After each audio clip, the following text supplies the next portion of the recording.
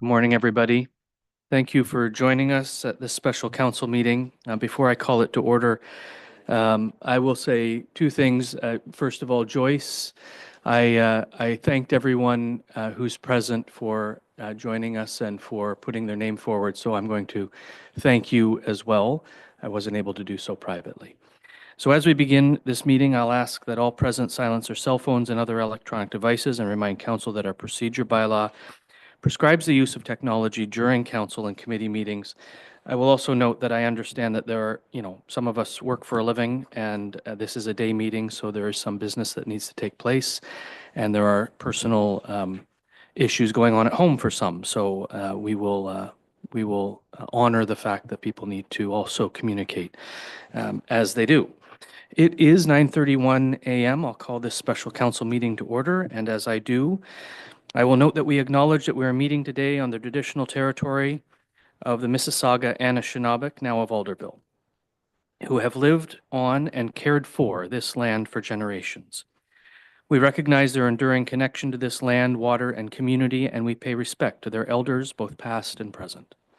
As we come together to make important decisions for our council and our community, let us be mindful of our responsibility to uphold the values of justice, respect, and inclusivity for all the people who call this traditional territory home.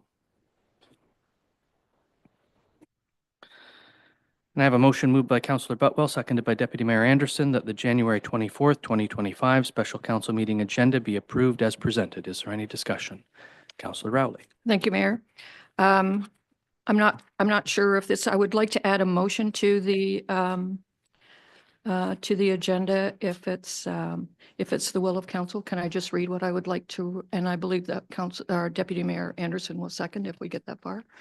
So because there seems to be a little bit of a lack of process as to how to deliberate for the selection of a replacement councillor by a majority of vote, we would suggest that council consider an anonymous rank voting as a fair process. Thank you. I of course will accept a seconder as I'm not even sure that's not even Amy. First of all, an anonymous vote or a secret ballot is not permitted under the Municipal Act except for the election of the head of council at an upper tier. That's the only time. So if I took anonymous out, would rank voting still qualify? I don't believe we're permitted to rank vote either. I don't know that there's anywhere in the Municipal Act that we would do that. We don't do that with any other motion that hits the council floor, and I just don't know how we would do it. I think at the end of the day, we need to be brave, make our selection, and vote, and the majority will rule the day, as we always do at Brighton Council. Explanation. Thank you. Is there any further discussion on the motion? Those in favor? There being none opposed, that motion is carried.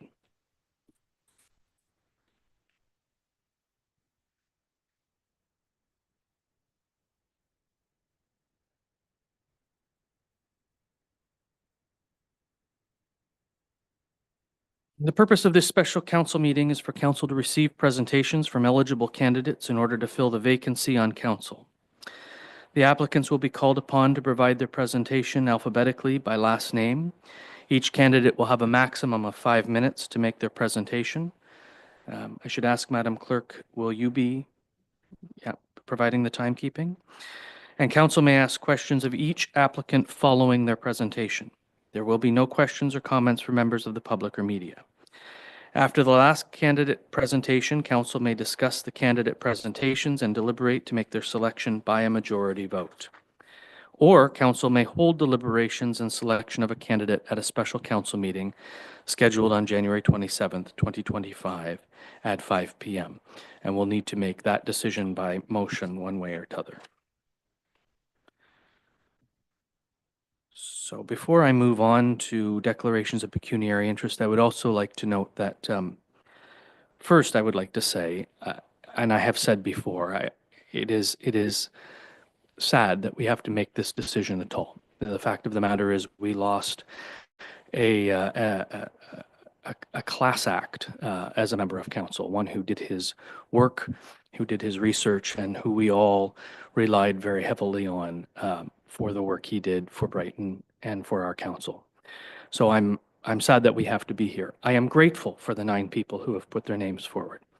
It speaks to the value of our community that we have 9 people willing to dedicate themselves to this community and our council for the next couple of years. And I would like to point out that Elaine Haslam, Byron's widow, is with us today. Elaine, you honor us with your presence, and thank you for being here. So members of council, do you have any declarations of pecuniary interest? There are none noted. Now we move on to applicant presentations. As I mentioned, we will be bringing each one forward alphabetically by last name. Madam Deputy Clerk, we have 9 candidates to consider this evening. Are all 9 candidates eligible to fill a seat on Brighton Council? Thank you, Mr. Mayor. And through you, yes, all nine candidates are eligible and have been certified by the clerk as eligible.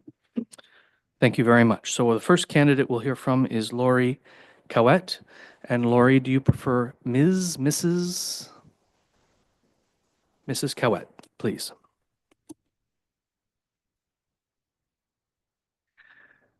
And Mrs. Coweit, if you push the silver button in front of you, that will activate your microphone. There you go. Thank you very much. Good morning, Your Worship and members of council. Thank you for the opportunity to present today. I want to first acknowledge that this is likely no easy task for you, having lost an esteemed colleague and friend, and I pass along my condolences to you all. I'm here today because, similar to you, I believe in the importance of public service and deeply respect the role of local government and what it plays in our society. Putting oneself forward for a role in council is not a decision to be taken lightly. It comes with immense responsibility and intense public scrutiny, but it also comes with rewarding opportunity to make a lasting impact and help guide the future of our community. But what makes a good counselor? In my opinion, it's someone who can uncover and understand the needs of their community. It's someone who's skilled at relationship building, is empathetic, and a team player. It is someone who can analyze data and use that to make informed decisions. It is someone who is committed to accountability and transparency. I began my career as a journalist, primarily covering municipal politics in small communities like Brighton. This role required a deep understanding of the issues affecting municipalities and the ability to translate sometimes difficult technical information into easy-to-consume content for readers. It also gave me important insight into how council decisions impact residents. In 2010, I transitioned from a reporter to a small business owner, launching a home-based children's clothing shop that eventually moved to a storefront in downtown Brighton. From this experience, I learned about the sacrifices, hard work, and ingenuity it takes to be an entrepreneur in rural Ontario, and the generosity and resiliency of our business community. In 2014, my career pivoted again when the opportunity arose to serve as Economic Development Coordinator for the municipality of Brighton. By then, I had already volunteered for 2 years on the Applefest committee, helping to launch the new Children's Village, and then taking on the co-chair role for the 40th anniversary celebration.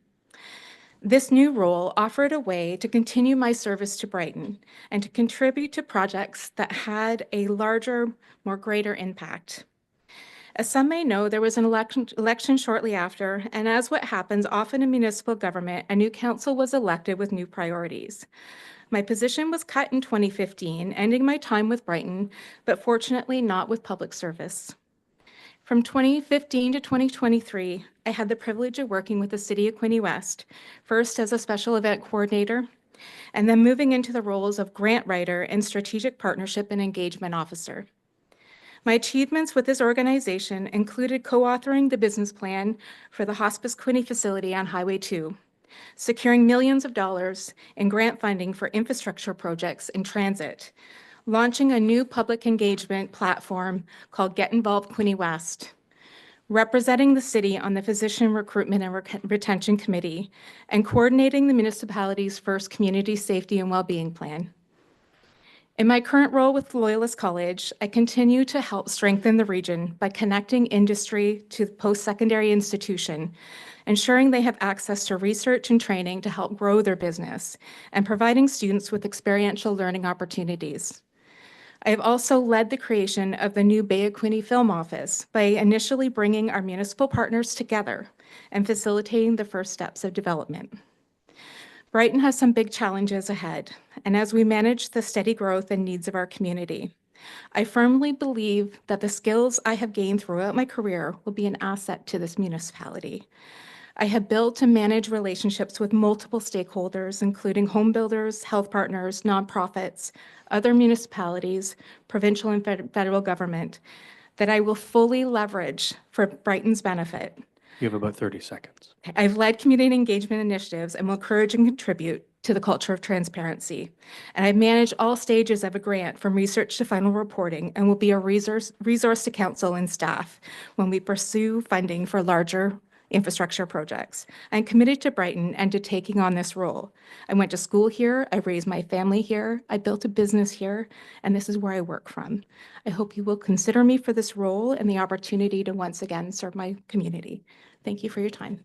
Thank you, Mrs. Coweit, and we'll get you to hang in the hot seat for a second, as council may have some questions for you. Thank you. Councillor Wheeldon. Thank you, Mayor, and through you, thank you for being here, Mrs. Coweit. I noticed that you mentioned your work on the community safety and well-being plan. I had some experience with that myself, and I know that it requires a lot of systems thinking and the ability to see the indirect consequences of policies and actions.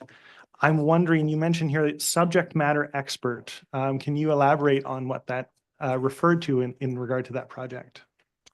Subject matter expert for community safety and well-being plan. Yes. It really was about understanding the challenges that impacted all of the community for Quinte West, and really getting to know what the roles of each of the nonprofits played in helping to solve some of the deeper problems.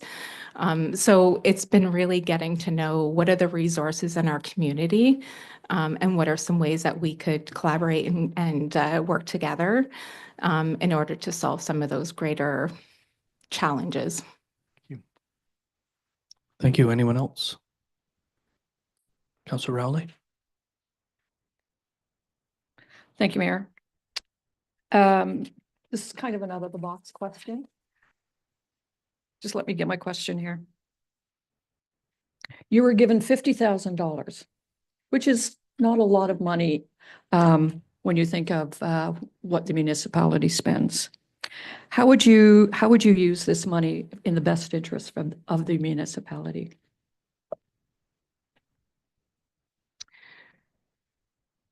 I think I would look at what are the key issues affecting the municipality. And I mean, there are some issues where $50,000 would be a drop in the bucket and not make a significant impact. And I think I would look at what would be the issues that you would get the most bang for your buck, and that would be the most impacted by that money.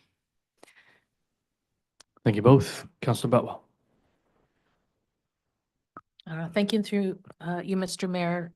I actually had a follow-up to Councillor Rowley's question because that's a really interesting question.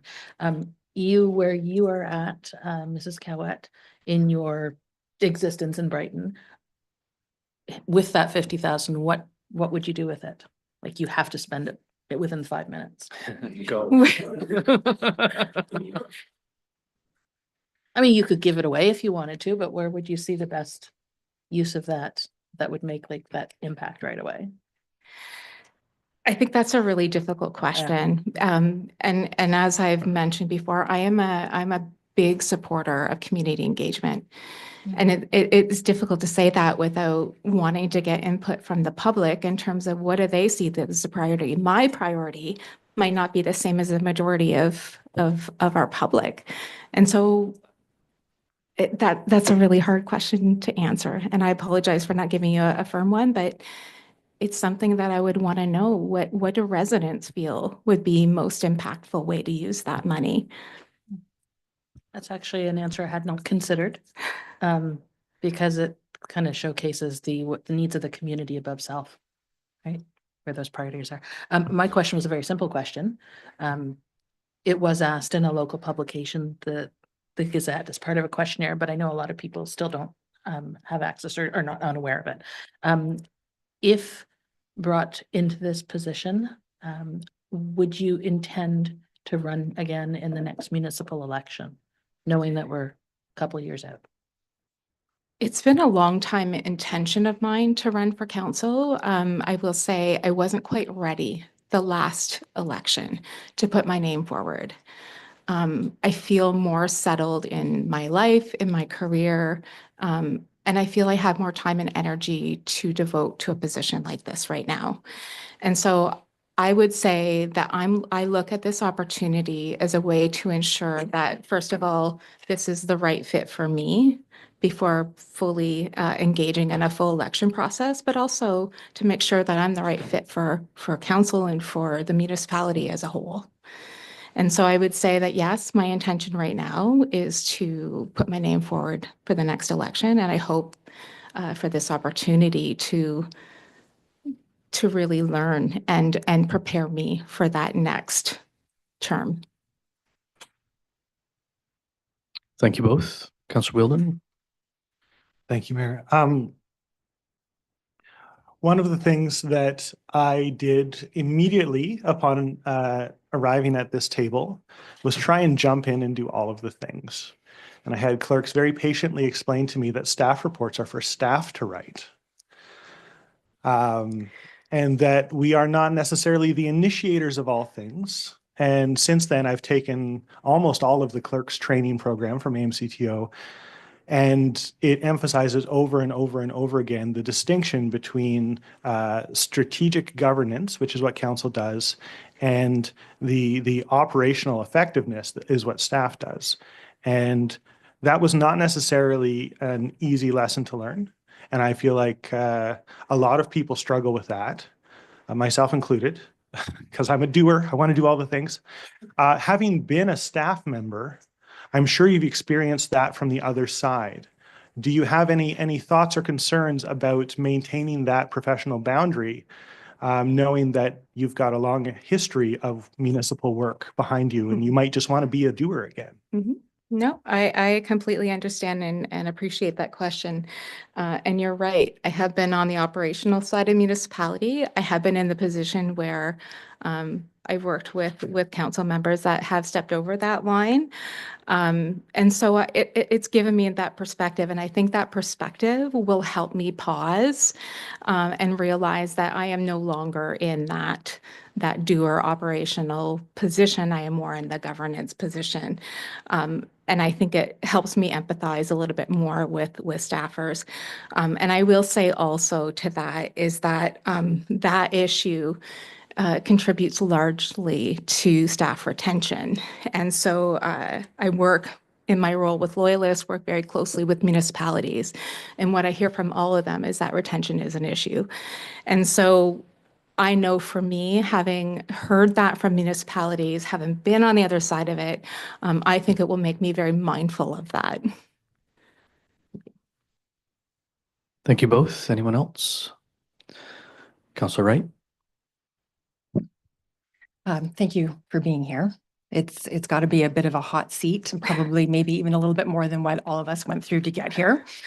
I think my question to you is that as sitting around this horseshoe is not always an easy task like today, and we've dealt with some difficult issues around the table, and things can get fairly heated. What is your perspective on how to manage that for yourself to the benefit of the town? Mm-hmm. Manage it in terms of mental health? Is that specifically? Okay. All right. I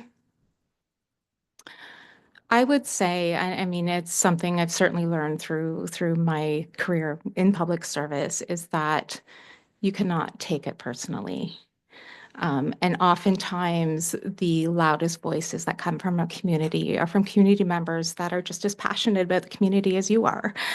And so I try to keep that in mind. I also would look for the support from my fellow council members as well, because I think that, you know, you are a very cohesive group, and I'm sure that you support one another through those moments.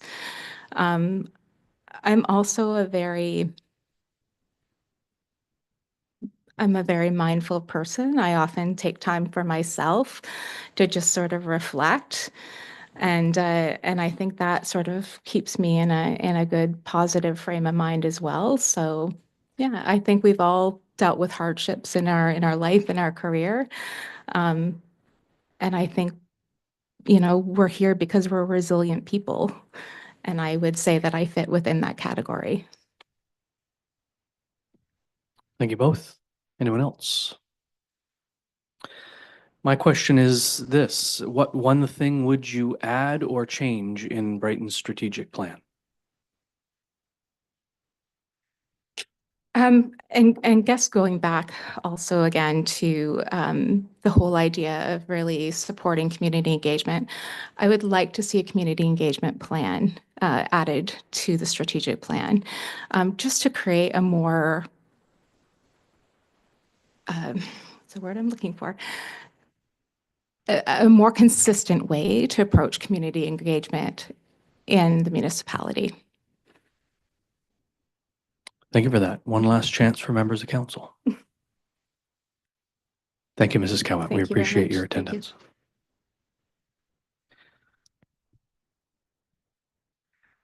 The next candidate is Joyce Cassin. Joyce, I'll ask the same question of you. How do you prefer Ms. Cassin? Ms. is fine, thank Ms. you. is fine. Thank you. Ms. Cassin, you're up. Thank you. Welcome from the wonderful cold community of Manitouwadge here. And I do thank you very much for allowing me to meet on Zoom because my aunt turns 94 this month, actually. Anyway, good morning, Mr. Mayor, members of council, members of the public, and fellow applicants. My name is Joyce Cassin, and I am excited to apply for the position on council. I've lived in or around Brighton for more than 35 years, and I don't want to date myself, but I began my journalism career covering Brighton and Brighton Township councils. It soon morphed into covering community events, Northumberland County Council, Northumberland Cattlemen's Association, the Agricultural Committee, and others, the Chamber of Commerce, other various municipalities, councils, and events, even the Brighton Health Services Center and the Brighton Provincial Wildlife Area Citizens Advisory Committee, of which I became secretary and remained the contact person to date. Although I've never been on your side of the table, I do have decades of history covering the community for both print and radio. First as a Brighton reporter for the Community Press, then I added Quinte News to my resume, followed by Northumberland Today, The Independent, and Brighton Today. I was a member of the Rotary Club of Brighton from 2001 to 2007, then rejoined in 2018 to present.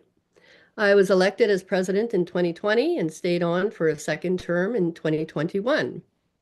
In 2023, our secretary offered to take over as president if I would take over his position as secretary.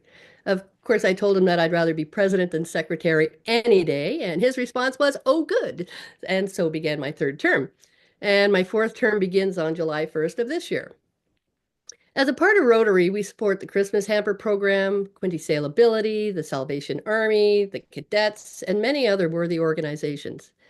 Each year, we clean up the ditches along County Road 64 for Earth Day. We run a barbecue for the 2 public school fun days and take part in the International Youth Exchange Program at East Northumberland Secondary School, where a student travels to other countries and we host one in return for the school year.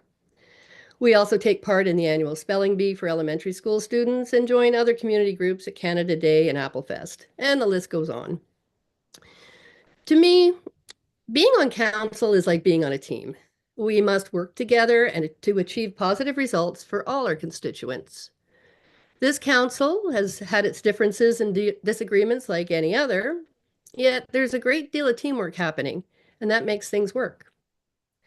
Once a decision is made, each member then upholds the will of council regardless of whether they were in favor of the decision. I'd love to be a part of that team. Being a people person, I prefer to speak with residents and listen to their concerns. As a fundamentally positive person, I look for solutions and strive for consensus and champion the good things we have in our community. Communication is key to an open and transparent council. This often leads to goodwill amongst residents and staff when everyone is heard. I live at Presqu'île Point, an area that's often underrepresented on council. I believe the last council member from Presqu'île was Dave Cutler, whose last term ended in 2010. Now, Brighton is my home and has been for almost 25 years. I love Brighton, I love the people, I love serving my community, and I hope to be able to serve even more if I'm the successful applicant. Thank you so much for the opportunity to submit my application. Thank you, Ms. Cassin, and I'll open the floor to members of council for questions. Councillor Wheeldon. Thank you, Mayor. Joyce, I guess we've known each other quite a while now. It's been a while. I don't have to have a lot of questions about who you are or what you do, but I do want to know, put you on the spot in an Emily style question.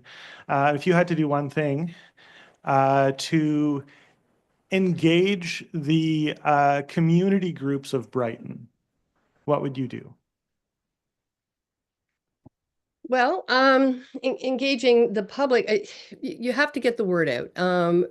Seeing we no longer have a newspaper, we do have the Brighton Gazette, which gets the word out to certain people, but we need to get public engagement. We need to be there. We need to show up to various different events. We need to be out there so that people can see what we do and how we do it. We need to have public meetings, and I know that people don't necessarily find those so engaging, but anything to get the people engaged. Even the annual New Year's Eve party that used to, I don't know, did it happen this year? I don't remember seeing it. We've joined in with the Legion, but we used to do it as part of council. So, you know, people only engage with the council when they've got an issue, but we have to find a way to make it more of a social event to get them out there and then engage with them. Thank you both. Anyone else? Councillor Rowley? Joyce, I don't know if you heard my question to Ms. Coweit, but I'm going to ask everyone, so keep thinking, people. Joyce, if you were given $50,000 and you needed to spend that, how would you think the best way to spend that for the betterment of Brighton? Well, as Laurie said, I totally agree. Community has to be involved in a decision.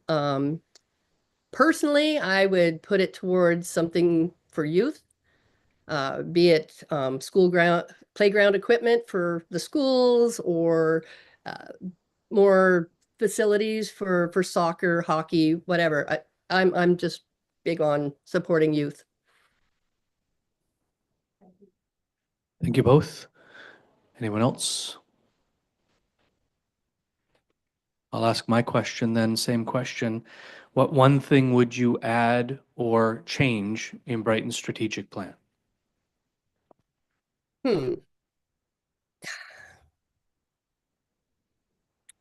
Very good question. Thanks, I do that from time to time. Yes, you do. You're very good at it.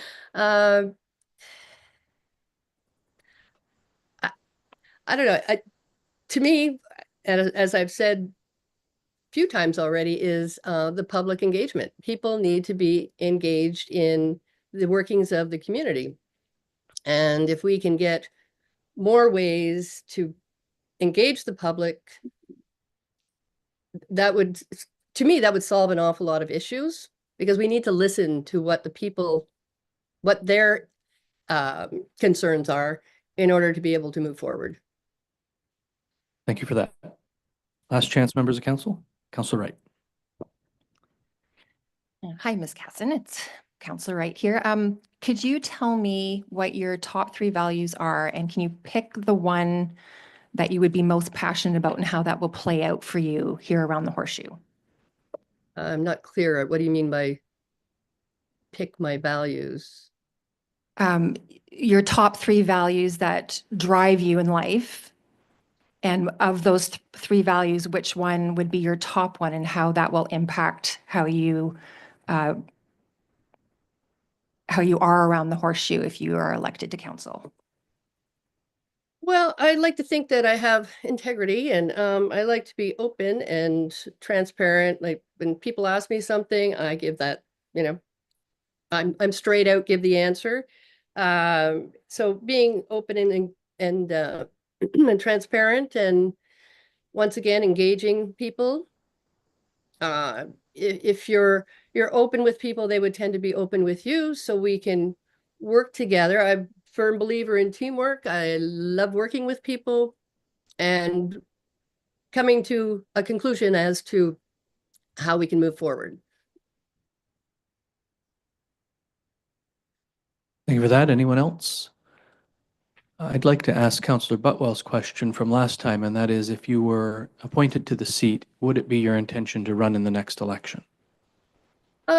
Yes, I believe it would be, because I've had an interest in council for decades now, and I do have an interest in joining the team as part of council. And I know the community's seen your name on a ballot before, Joyce, so it wouldn't be a surprise to anyone. So let me ask this. If you are not appointed to council, would it be also your intent to run in the next election? Yes, it would be. Thank you. Last chance, members of council. Ms. Cassin, thank you for joining us, and thank you for putting your name forward. It is appreciated. Thank you very much, Mr. Mayor. Our next candidate is Jake DeGroot. And Jake, I'm making an assumption that you prefer Mr. Yeah, I'll go with Mr. There you go. Mr. DeGroot, the floor is yours. Okay. Good morning, Mayor Auslander, Deputy Mayor, councilors, staff. I'm, of course, Jake DeGroot. I expect that you've reviewed my 5-point bio. I feel I can cut the introduction short, given the fact that I've sat with every one of you in the last year or two about potential impact of families in our community. I'll say that you're all gracious with your time, you're professional, helpful, respectful, and I hope you saw the same in me. There's quite a list of good candidates, so I can move this along. I've had an interest in municipal council for some time as a forever resident and a taxpayer in Brighton. I frequently review the meetings online to keep up with your work and service to our community. In my work managing a facility here in Brighton, I have an understanding of profit and loss, capital expenditures, time management, and teamwork. I have the ability to listen, ask the questions to make an informative decision. I don't shoot from the hip, nor do I need to talk at length just to hear myself. I will work collectively with all the council to support the best possible outcome for the taxpayers. Currently for Brighton, sitting on the QEDC, Quinte Economic Development Committee, and Quinte Transit, and both I participate in regularly and enjoy. Outside of that, that's it for me, but thank you for your consideration. Thank you, Mr. DeGroot. I'll open the floor to members of council for questions. Councillor Wheeldon. Thank you, Mayor.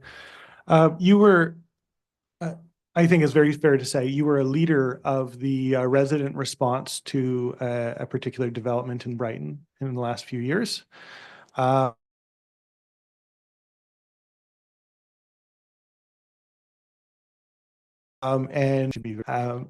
straightforward. I'm wondering if you could tell us what's something you learned through that process? Well, first of all, I learned the engagement, the ability to source out the information I needed to prepare before I went to each one of you, and to make sure that everything was kind of, all my ducks were in a row as far as I could see, out forward.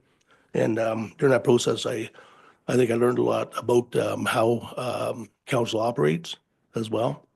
And just the fact of being able to get out amongst all of you was a learning experience for me. Thank you both. Councillor Rowley. Thank you. I have a different question, Mr. DeGroot, for you. I already had my money spent. You were ready for that one, weren't you? Don't worry, I might still ask it if there's not many left.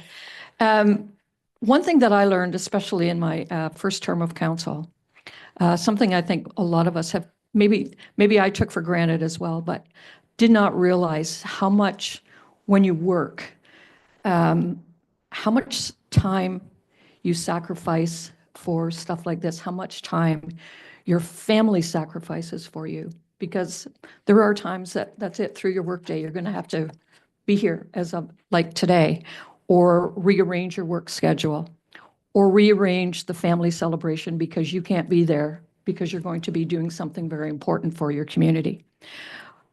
Are you able to kind of work around that? Yeah, I am. Down where I'm currently at, the boss down there is a pretty good guy. He lets me come and go. So I could find the time.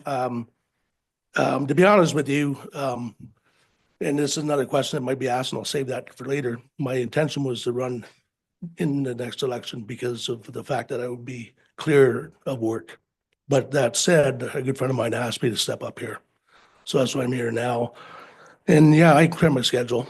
I can roll up my sleeves, dig in, help out. And you all understand it's going to be a learning curve, but you're all seasoned, and I expect that you can help me along. Thank you for that. Councillor Boutwell. Thank you, Mr. Mayor, through you to Mr. DeGroot. What would be the issue that you see before us right now that you could offer some advice and perhaps an angle that we're missing, or a gap that we seem to have that you have an idea for or could fill? Well, I don't think I could solve it. I could certainly help out and dig into it, but we have to take a look at our wastewater situation.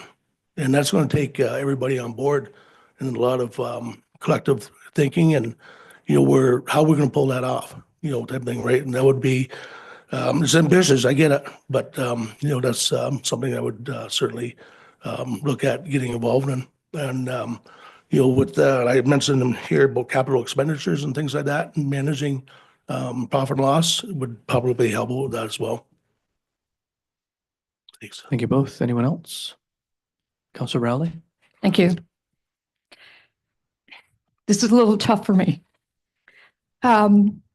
Jake, I knew that you developed quite a friendship with Byron.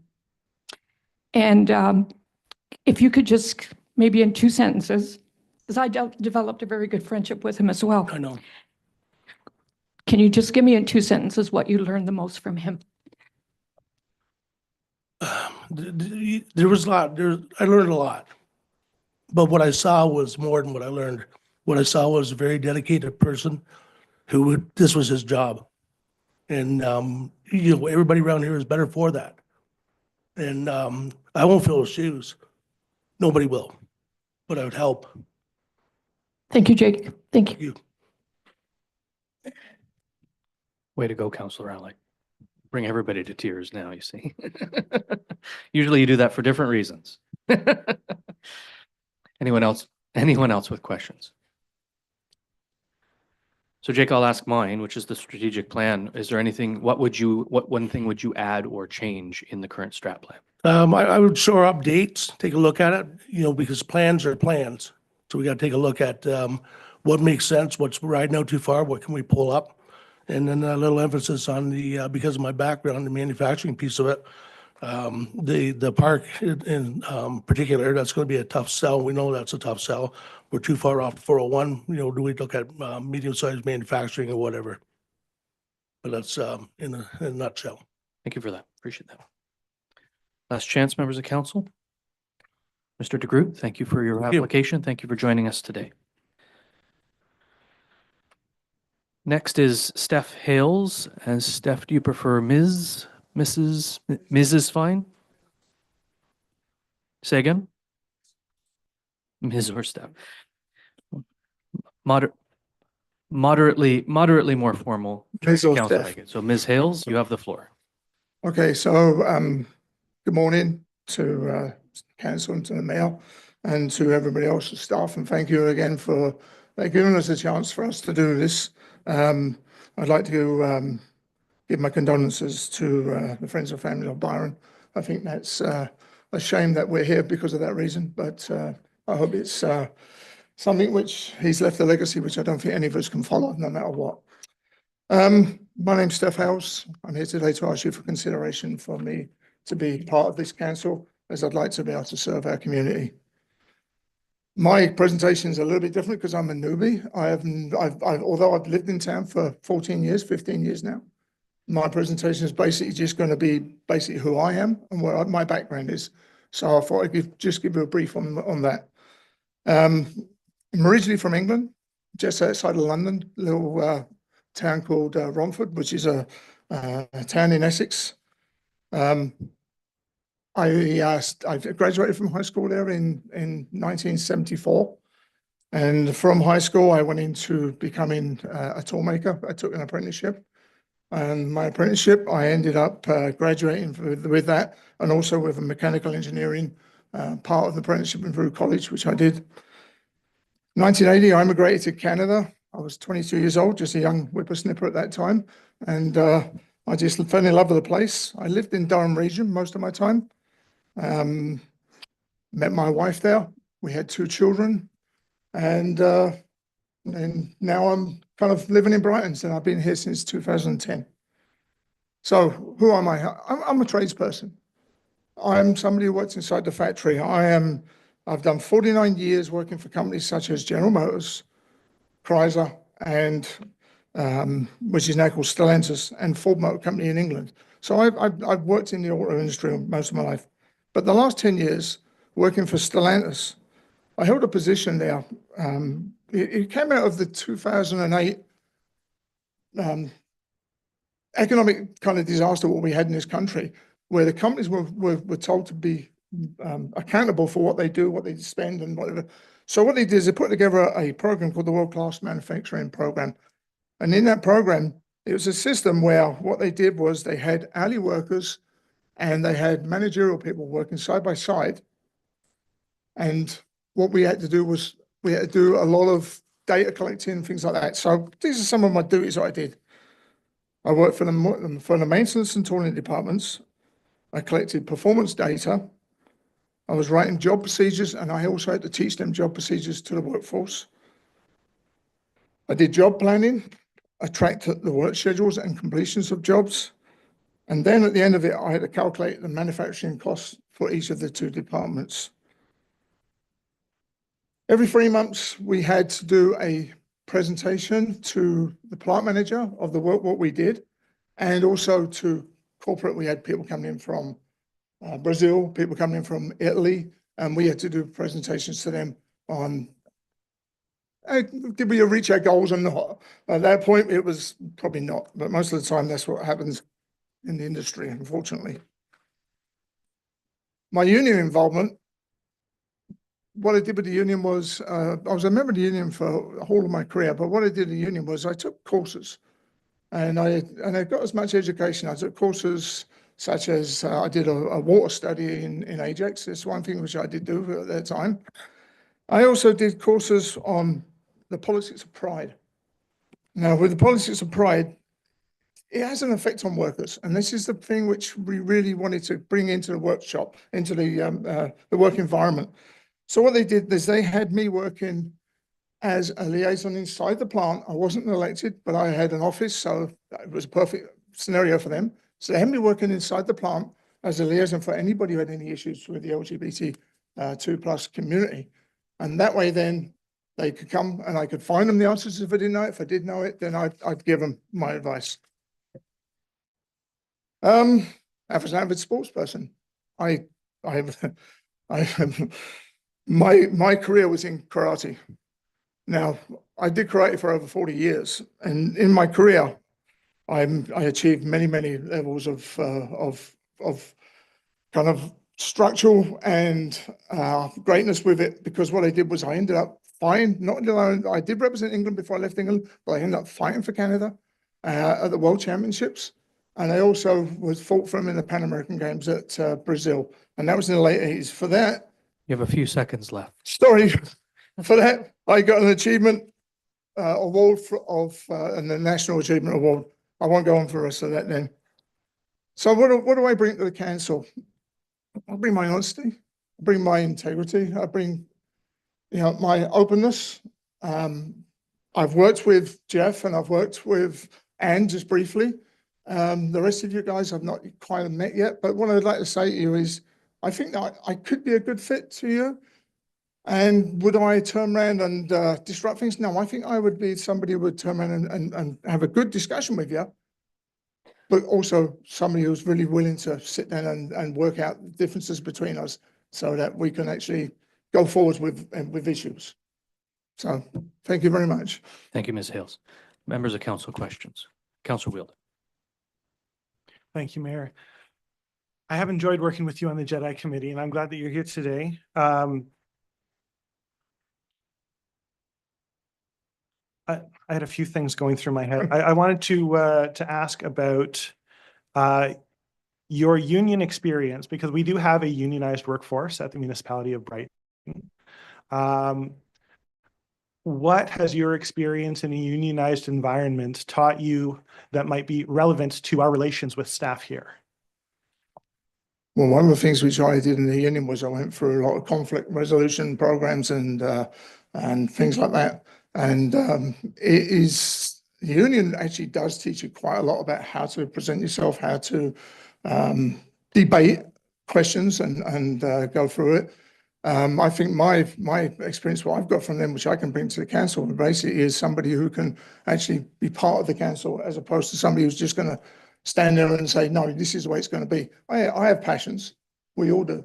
So from that point of view, I think that's what I would bring to you from my experience of working with the union. Thank you both. Anyone else? Councillor Rowley, How did you know that? because you were leaning towards your. We saw you. I'm going to ask you the same question, Steph. If you were given $50,000, how do you think you could best spend that for the municipality? Well, I think everybody's been giving great answers, so I don't want to repeat what they're, but there is one project I'd like to see get done in this town, and that's the corner across from Sobeys there, where it's just been an empty space for years. Maybe make it a pathway.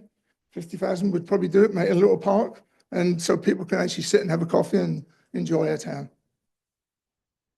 Thank you. Councillor Boutwell. Thank you, Mr. Mayor, through you. Steph, do you, at this point in time, think that you might run again, or were you planning on seeking election in 2026?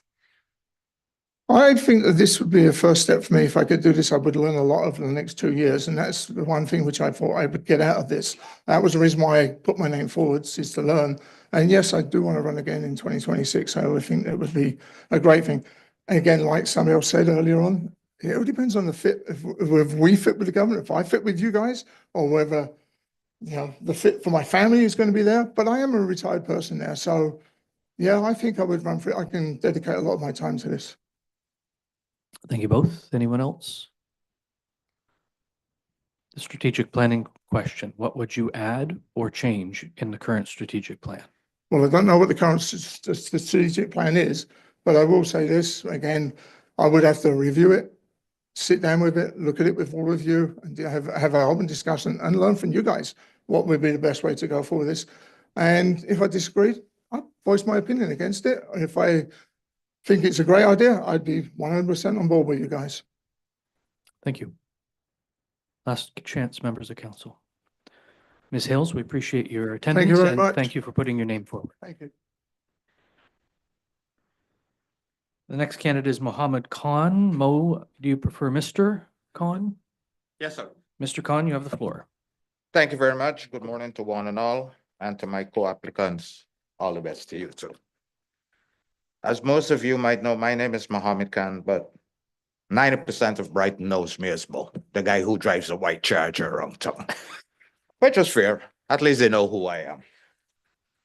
While I may not have the traditional experience that our other applicants, I believe my fresh ideas and unwavering commitment to the community make me a strong contender for this position.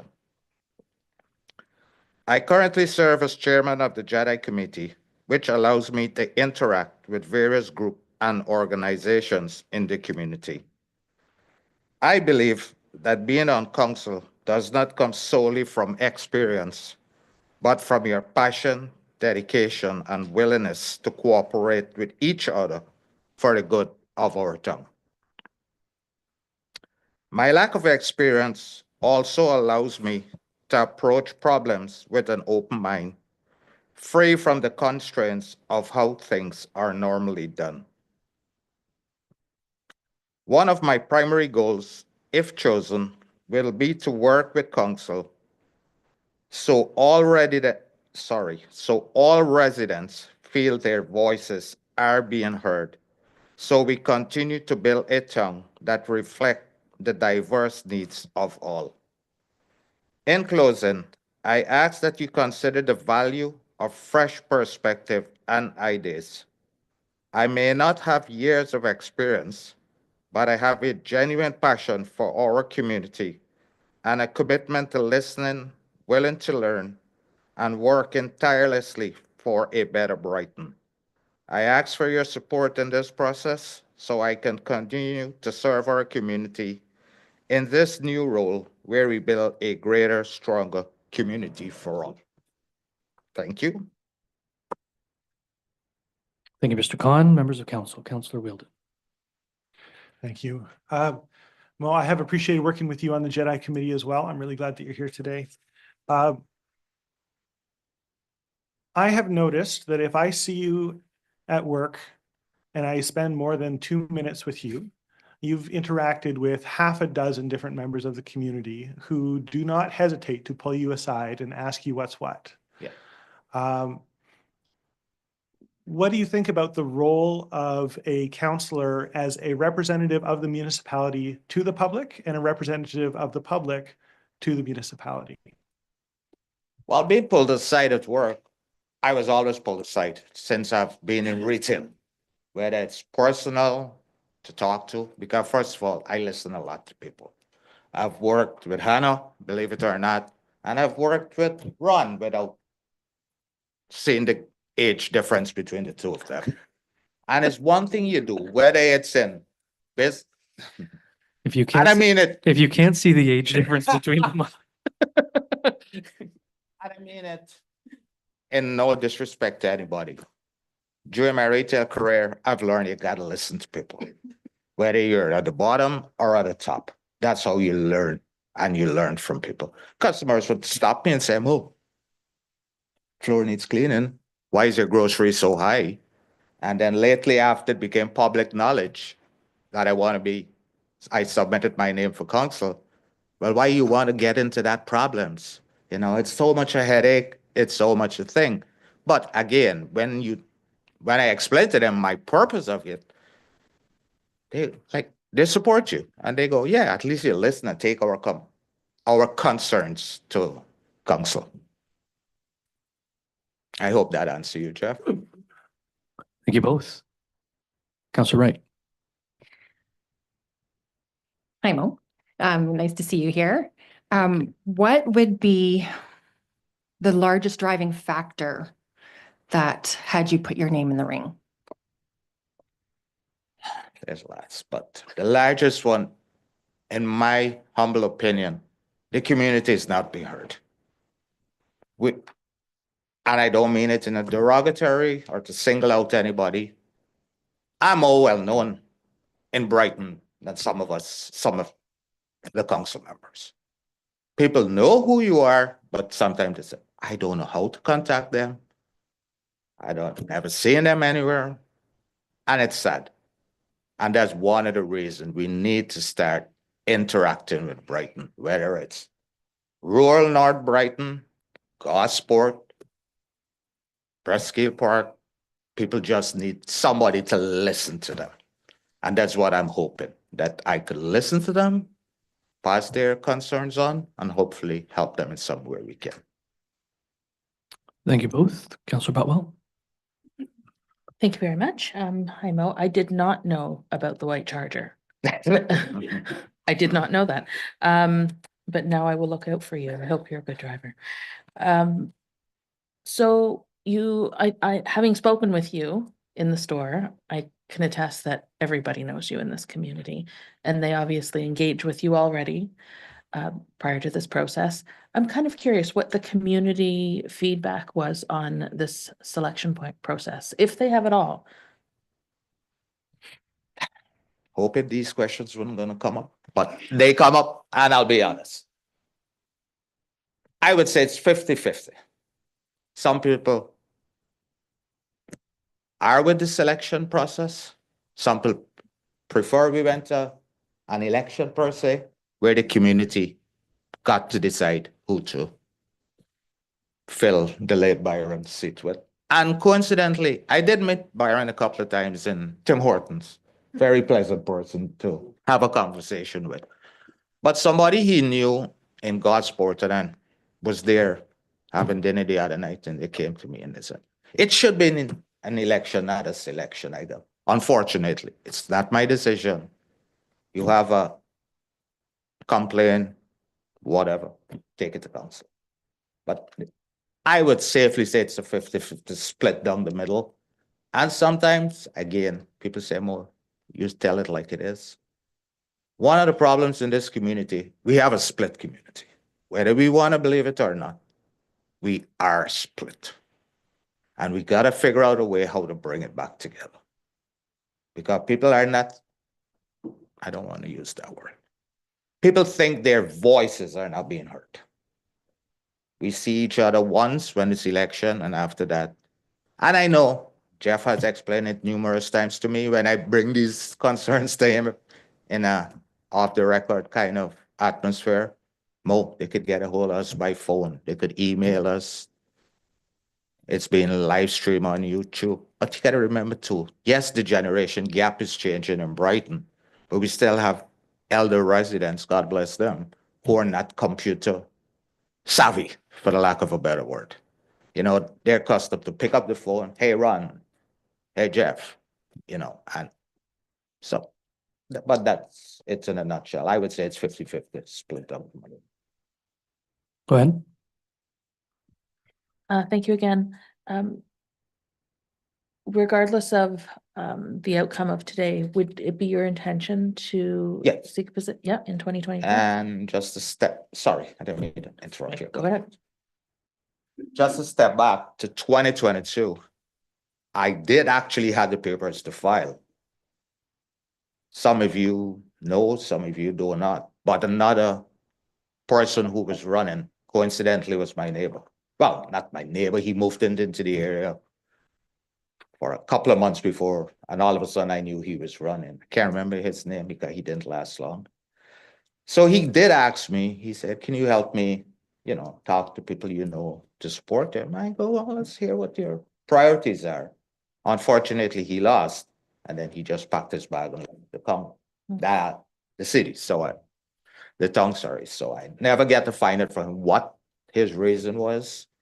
And then gradually, as I keep learning, I'm like, yeah, I'm interested, but I will definitely 100% put my name in the hat.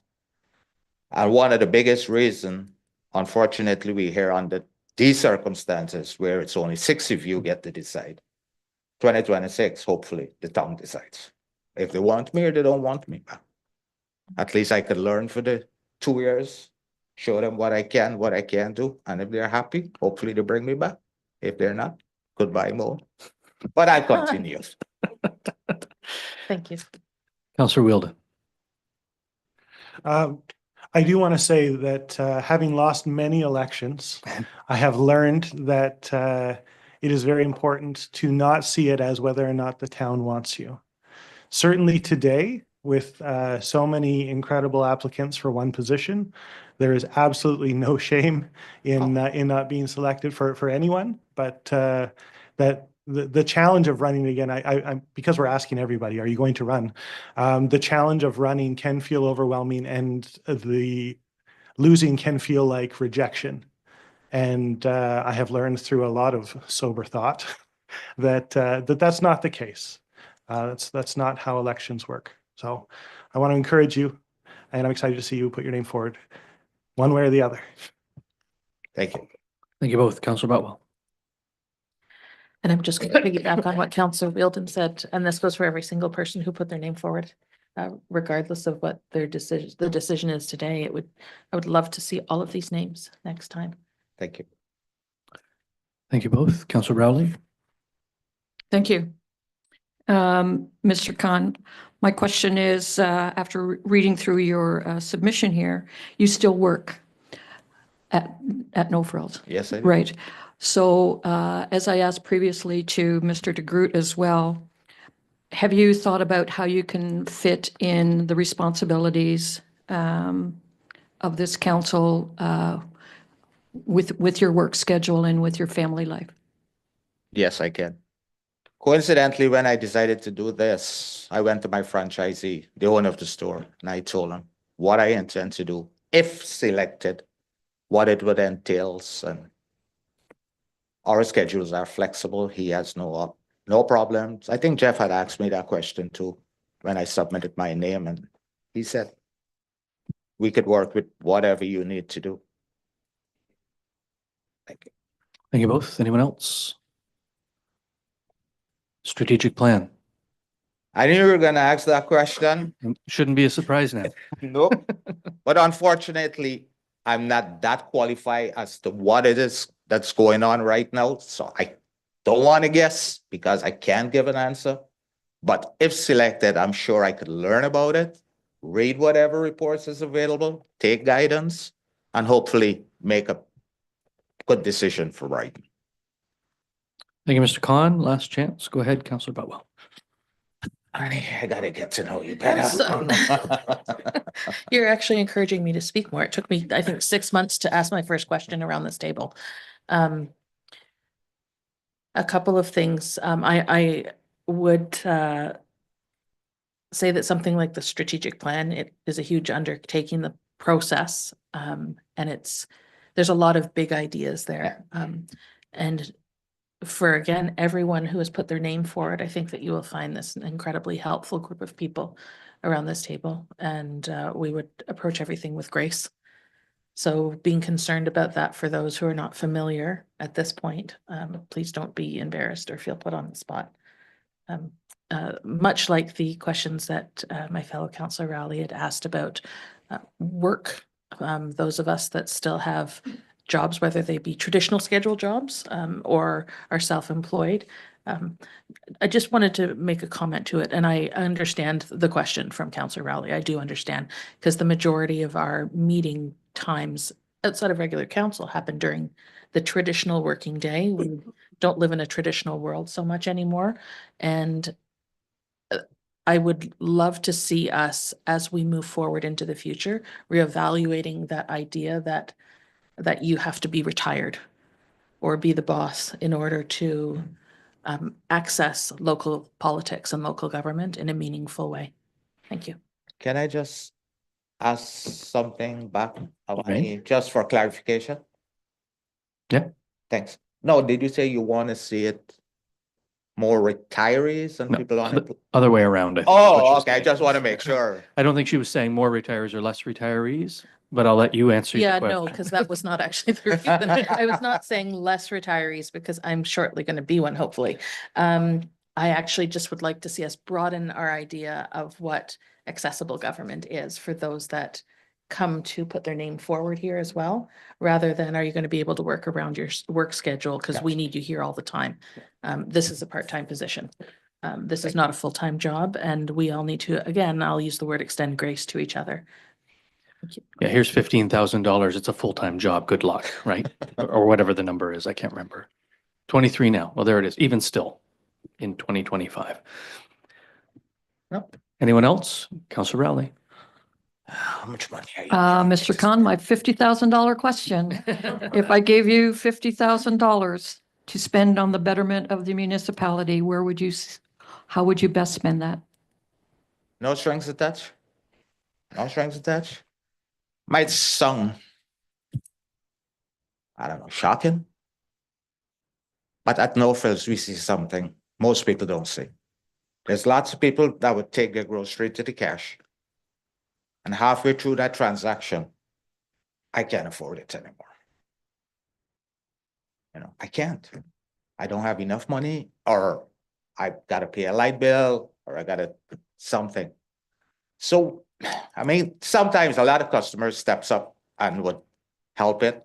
But for 50,000, I guarantee I could buy 50,000 gift cards and give it to customers who need it.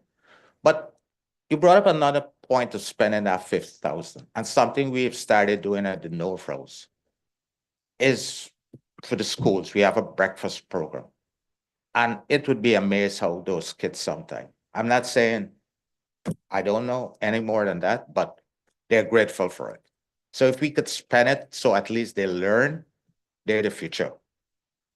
Thank you, Mo. I should say, I have been a long-standing volunteer and board member of the food bank, so I know exactly where you're coming from. Thank you. And we've worked with Pat a lot, that every Monday Pat knows what goes on. Thank you. Thank you both. Anyone else? Mr. Khan, thank you for joining us today, and thank you for Thank you. putting your name forward.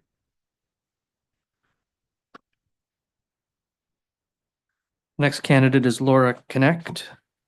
Do you prefer Ms., Mrs., Ms., Mix? I haven't really thought about it. Ms. is fine. Ms. Knegt, you have the floor.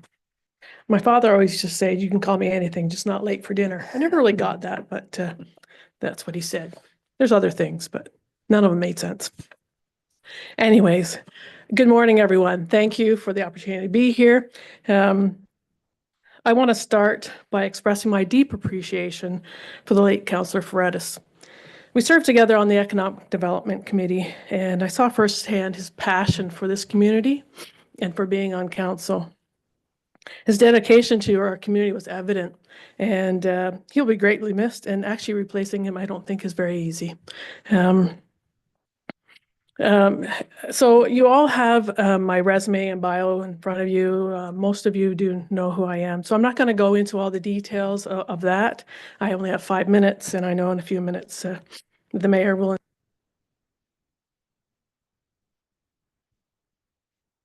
Don't mess with the microphone. I did learn that in my time on council. Serving on council is not always straightforward. You all know that. There's a steep learning curve, especially when it comes to understanding the procedural bylaw, the municipal act, and how these relate to the day-to-day decisions. It takes time to grasp what as a member of council, that you must make decisions that benefit the whole community. And sometimes your neighbors or friends, they may disagree with you. And you might find yourself making tough calls on development in Brighton, where despite your best efforts, the decision ends up out of your hands and with the land tribunal. This year, you're faced with a proposed 7.6% tax increase. And the challenge of balancing that increase while discussing important things like road repairs, facility repairs, fleet upgrades, and grants and aid, finding a way to keep taxes reasonable without sacrificing vital services or important projects is not easy. With an election around the corner next year, you need to maintain your focus and accomplish what you can this term. So I chose to put my application in so that you have the option of appointing someone who can step right in, bringing experience, knowledge, and the ability to make the tough decisions alongside you. As you know, since leaving council, I've continued to chair the Applefest Committee, the Economic Development Committee, and I also hold a seat on the Bay Equity Marketing Board. So regardless of what happens today, the outcome today, I'll continue to put my time and energy into the community that I love. And to those who have bravely put their names forward, I encourage you all to consider running in the next election as well. As we've heard many times around the table, it's so important that more and more people become involved in council and understanding the community that we all serve. So I'm going to finish by paraphrasing Jean Chrétien's recent column in the Globe and Mail. He said, "The current and future generations of political leaders should remember they are not each other's enemies. They are opponents, each trying to make a positive contribution to their community." Thank you for your time and your work for the community. Thank you, Ms. Knegt. Members of council. Councillor Boutwell. Thank you, Mr. Mayor, and good morning, if it's still morning. I like that quote that you just said, because I think that we have seen that throughout this term so far, that we all have the community's best interest at heart. Right. We just approach it from different perspectives, but around this table, everyone's heart is in the right spot. So I appreciate the work that you have done on previous council. So thank you for stepping forward and providing us that alternative. My question, I think would probably be, I'm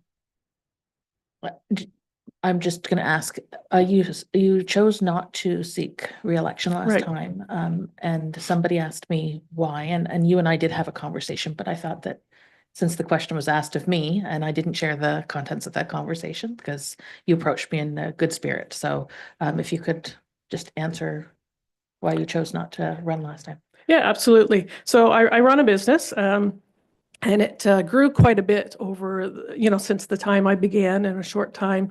And I was finding myself overloaded. As you know, when you're on council, you have meetings and you have committees and you have events, and it can be time consuming. Even though it's a part-time job, we know the commitment can be more than that sometimes. And so I just needed a break in order to restructure the company, which I have done. My daughter, who has come alongside, and she had her own bookkeeping business as well. We combined forces. She's now my bookkeeping manager, and we've also hired someone else. So it's taken some of the pressure off of me, and so I have time to dedicate again. And that's, I had to think about that before I put my application in. Of course, there is a time commitment. No matter what we may say, there is a time commitment, and I do have that time now. Follow up? And what's become, I guess, mostly my question is, would you plan to run again in 26, provided that you were in the position? I certainly will consider it. I tend not to make those decisions until the time is closer because life changes, circumstances change. When I decide not to run, I knew there may be a time where I may step back in. I do enjoy it.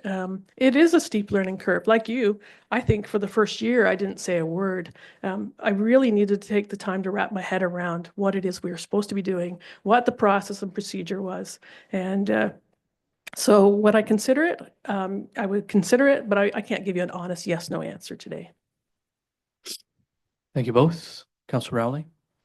Thank you, Mayor. Ms. Knegt, Laura. We've worked together for a few years, 8 years, maybe not. And I know the term that I was not on council. I did a lot of reflecting as to what I had done and maybe what I would do in the future. Have you thought about that at all? And if you have reflected on the last 8 years, and it was my pleasure working with you, is there anything that you could see that you would either do different or things that you would change and how you would approach certain things? No, I don't think I actually would do things different. Like I said, I think I learned very quickly. Actually, I learned this from my father. You don't speak just to have your voice heard. Sometimes you have to sit back and listen. And you need to know when to speak up and when to let others speak, when to lead and when to let others lead. And I think that's what I learned to put into play in council. And I'm going to be honest with everyone here. We served on council. We were not always on the same side of things. And we used to have conversations about the fact that we were not on the same side of things. You're not here to be on the same side as each other. You are here to put your opinion forward as far as what you believe is best for Brighton, and that's tough.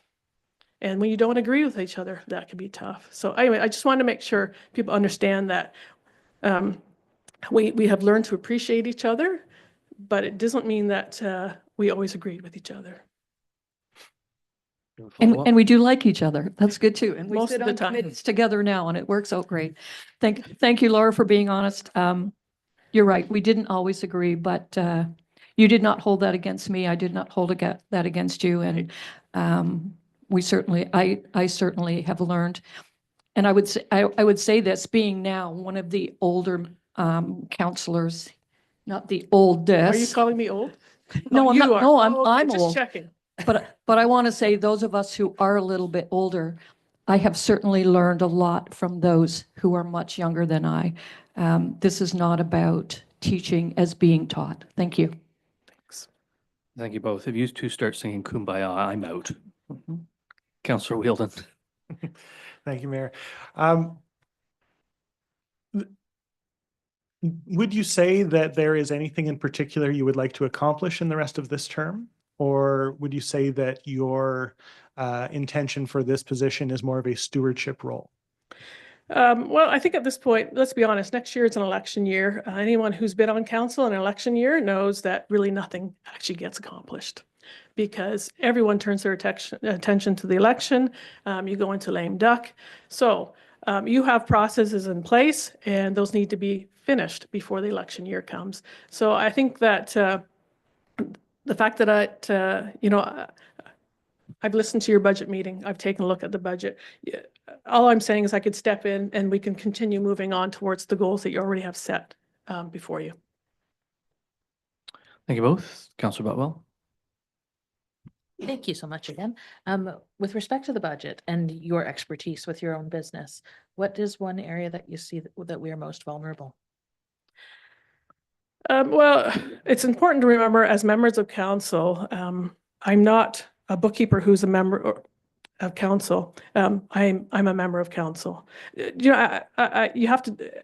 So although you have expertise and you understand things, the expert is the CFO, and they're bringing or the CAO, and they're bringing the information to us. So, and they bring out what the vulnerabilities are. Usually in there, there's a page that talks about the vulnerabilities, the things that we need to deal with. So I think that the most important thing about budgeting is for councils to really understand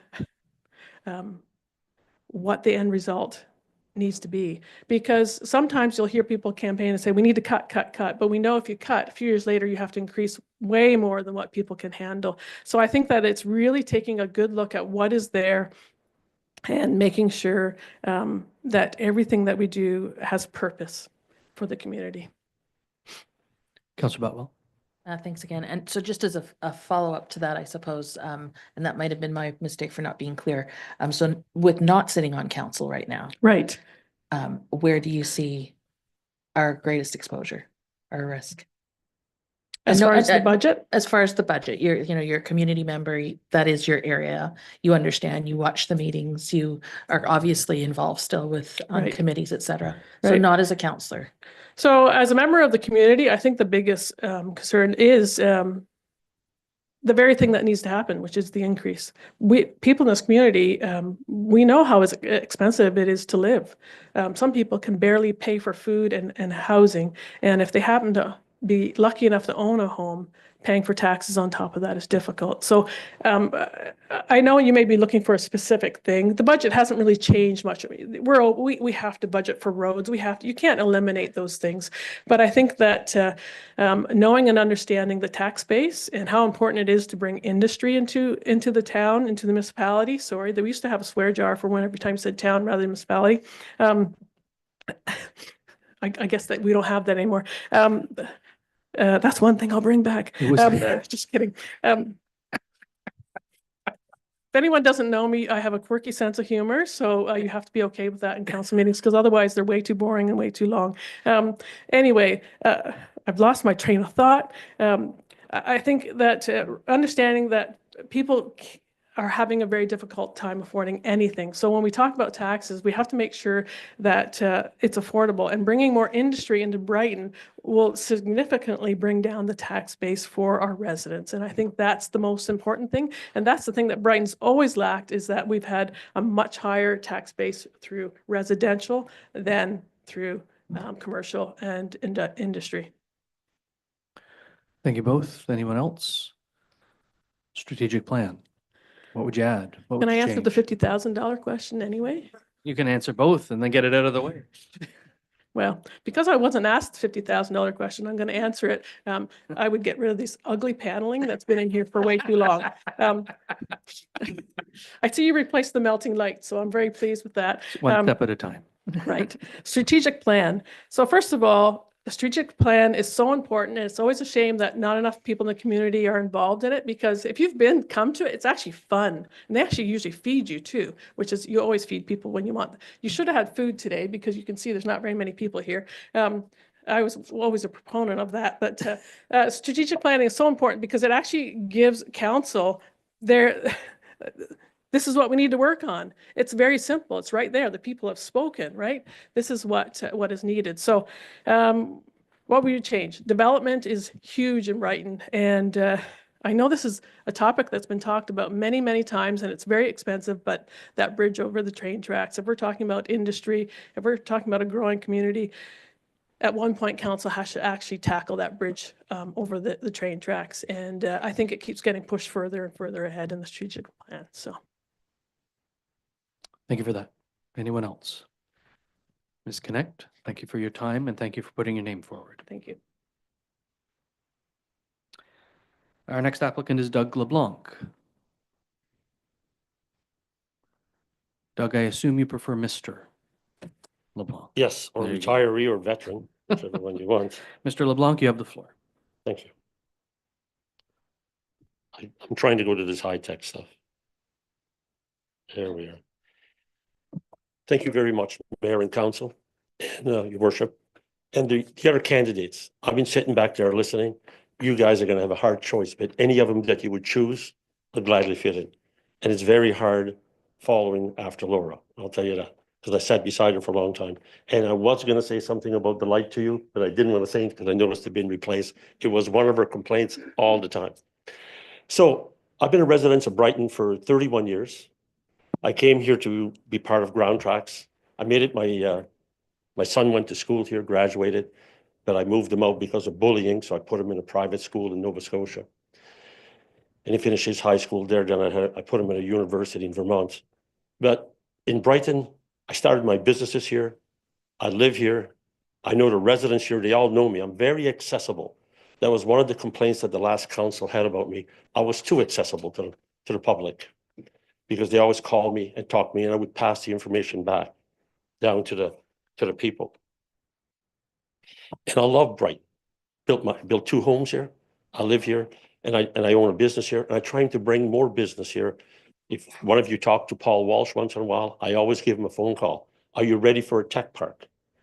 What's your voltage? What's your wattage that you have available? You have 100 megawatts? You have 50 megawatts? What do you got available so we can bring here? Because I'm in the know. I'm in that circle. So to do that, I agree that Brighton needs a stronger industrial tax base because we're probably 95-10 now. 90 to 95 is residential. The other 5% is industrial. To have a healthy community, you got to be 60-40. We're nowhere near that, but we got to bring stuff. We're educating kids. We're not creating jobs for them. So I'm a bit off topic here, but I'll get back onto it. I've been known for that.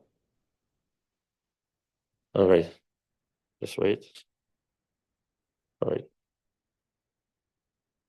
Some of the priorities that the town is going through right now is basically the wastewater. Maybe you have it solved. Hopefully you do. The other one is the bridge across John Street to bring more industrial parking to control your traffic. We asked when I was part of council, we went and got a report for the floods. I don't know if it was ever done by the fire department for key flooding in case we go into flooding it, what would be strategic, what we would work on, how we would work on all that together.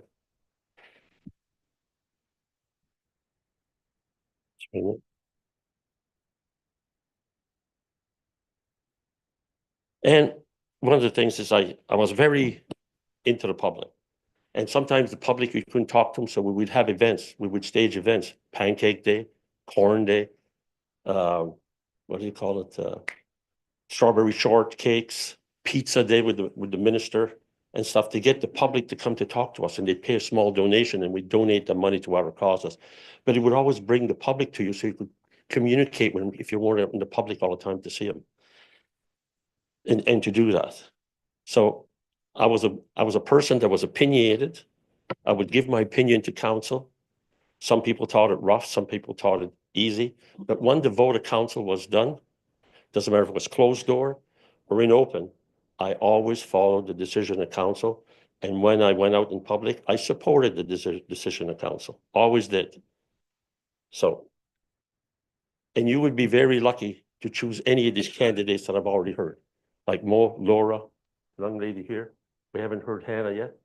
DeGroot, the lady, man over here, to sit on your board. I gladly sit here. And I know that you have 1 year, but I would give you a diverse opinion. If anybody read my resume, I'm very well qualified for different aspects. So you look at different decisions, environmentally, global warming, like dealing with Mr. Wielden, we talked about EV batteries, EV chargings. I was going to do them at Tri-County Plastic till I found out I was going to get a $60,000 grant.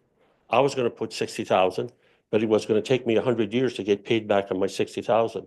I asked, why would I do it then if you can't get back your money within 100 years? You have about 30 seconds. Okay, no problem. It's in your hands. You guys decide where you want to go. I get a bit nervous when I get in front of crowds. Nobody would ever see that, but there you go. Thank you. Ask your questions. Thank you, Do Mr. better at LeBlanc. answering questions. Thank you, Mr. LeBlanc. Questions from members of council. Councillor Wielden. Thank you, Mayor, and through you. One of the things that I had first heard when I first moved to Brighton about the local political scene is there were people who were concerned about a former mayor and their business dealings in the community. And those concerns may or may not have been well-founded, but it is something that crosses people's minds. Now, we know that you have numerous businesses in the community. And we also know that you have past expertise in particular things. I think others have already mentioned here today that division between operational and strategic. And so this is sort of a two-part question, but I think they're both connected, which is how do you maintain your boundaries around your business and background as opposed to your role as a strategic decision maker? Well, none of my businesses affect the town, and I don't do any work with the town. I stay very far away. Recycling, soils, environmental cleanup, and I'm being hired as a consultant to go work with different companies outside. And I used to have all my base here, but I sold most of them. I sold that. So the difference is that none of the decisions I make affect my businesses other than taxes or the water and sewer rates, which I know what they are. But the thing is, that's the same as my house. When I make a decision, it's my house. Same as when you make a decision, it's your house or your thing that's needed, right? When you look at different things in business aspects, one of the things I was looking at was to bring affordable apartments, not affordable homes, but affordable apartments to Brighton. Found a place on Butler Street with Danny Simpson, still looking at that. But we got brought into Trenton, and you know, there's a 280 been approved in Trenton now that's going to be built. So we went there, we worked with that, we worked with the town, we went there. Now there's 240 condos for seniors that are being bid between McCurdy's and the 401. Those are some of the projects that are brought in, and there's also a new hotel coming to Brighton on that same intersection. The lot's been approved, and it's been approved by Trenton. I have been working with different stuff. I've been working with the city of Napanee. But when I go back to here, is that nothing I'm going to do here is going to affect my businesses, and nothing in my business, I'll make a decision that's going to affect it over there. When you look at my expertise as wastewater, I went to the integrity commissioner to get permission to do all that. I was asked by town staff to do that and the CAO. We had to get the integrity commissioner involved so I could assist, not design, just assist. That we did. The mayor sat on the chair, come up with a solution. Everything was done for the benefit. It's just putting another idea. So when you vote yes or no, you got all the facts in front of you. Just happened that I was a councillor that knows quite a bit on rezoning and stuff. So also when you look at bringing stuff here, like the 158 acres of industrial land, I bought 3 development projects designs to the town since I've been off council. Every one of them have been denied, or they wanted more data, or they wanted this, or they wanted me to design the entire thing when I only wanted to do a piece. But that cost me $385,000. So when I talk with Walsh and them and say, when are you coming back with another design? I said, I've moved on, right? I'm not going to keep on spending money to be denying the thing. But I wouldn't get, and I owned that land when I was part of council. And I still do stuff. The development part at the development Mao, the 50 acres, that was my land. I sold it to the town. I stayed out of it. I didn't get involved in the designs. When they needed a stormwater management pond to be done and to work with the Conservation Authority, the planning department of the town asked me to walk with them and to go through all the property and get it done and to get rid of the wetlands so they could build a stormwater management pond. They wanted somebody to go and see GFL to get the land so they could build a stormwater management pond. I was asked to do that as a councillor. I went to GFL and I got the stormwater management pond and the land to be approved. It's not my fault it wasn't built. I don't put the staff report in. I don't continue on with it or anything like that, Joe. Okay. Thank you both. Anyone else? Councillor Botwell. Mr. LeBlanc, thank you for putting your name forward. Thank you for your service on the previous council. It's not easy, I've learned, and can take away from other commitments. Would it be your intention to seek re-election? Yes. In 2026? Yeah, I did say yes, yeah. Okay, As long as I'm healthy. good, thank you. I'm 71, so, and I'm, We got 25 years left. so, and you may need somebody younger, like some of the young people that are here. Thank I you. understand. Any Very other well questions? qualified. Any other questions from members of council? Councillor Rowley. Thank you, Mayor. Mr. LeBlanc, I'm going to ask you more or less, maybe in a little different context, as I asked Ms. Knegt, as you've sat on council before, and I've sat with you, and a couple of times I was a little, and you and I, we've bantered back and forth a little bit. So my question is, reflecting on the time that you were at council, there was a time or two where I guess I was a little taken aback that you would kind of challenge the expertise and experience from not only staff, but from some of our consultants. Now that you're not on council and you've probably had time to reflect on conversations like that, is there anything that you might have done different since then? Can I ask you a question back? Certainly. Just so I clarify, so I can clarify my answer. When I did challenge the expertise, and I did challenge the individuals, some of them were in closed door meetings. Some of them the town spent reports to prove me wrong, but the reports came back to prove me right. Was I wrong when I challenged those individuals? May I answer that? You can, of course. I have one example, and it was in an open meeting, and it had to do with the moving of soil. Do you remember we had, I think it had to do with one of the developers here in town. He had moved soil and he'd moved it out of the municipality. I believe you and one of the other councillors wanted to challenge that. The developer brought in a consultant, and you publicly criticized his expertise in that, and that really kind of bothered me. Whether or not the outcome in that was right or wrong, I just didn't think it was the right thing to say.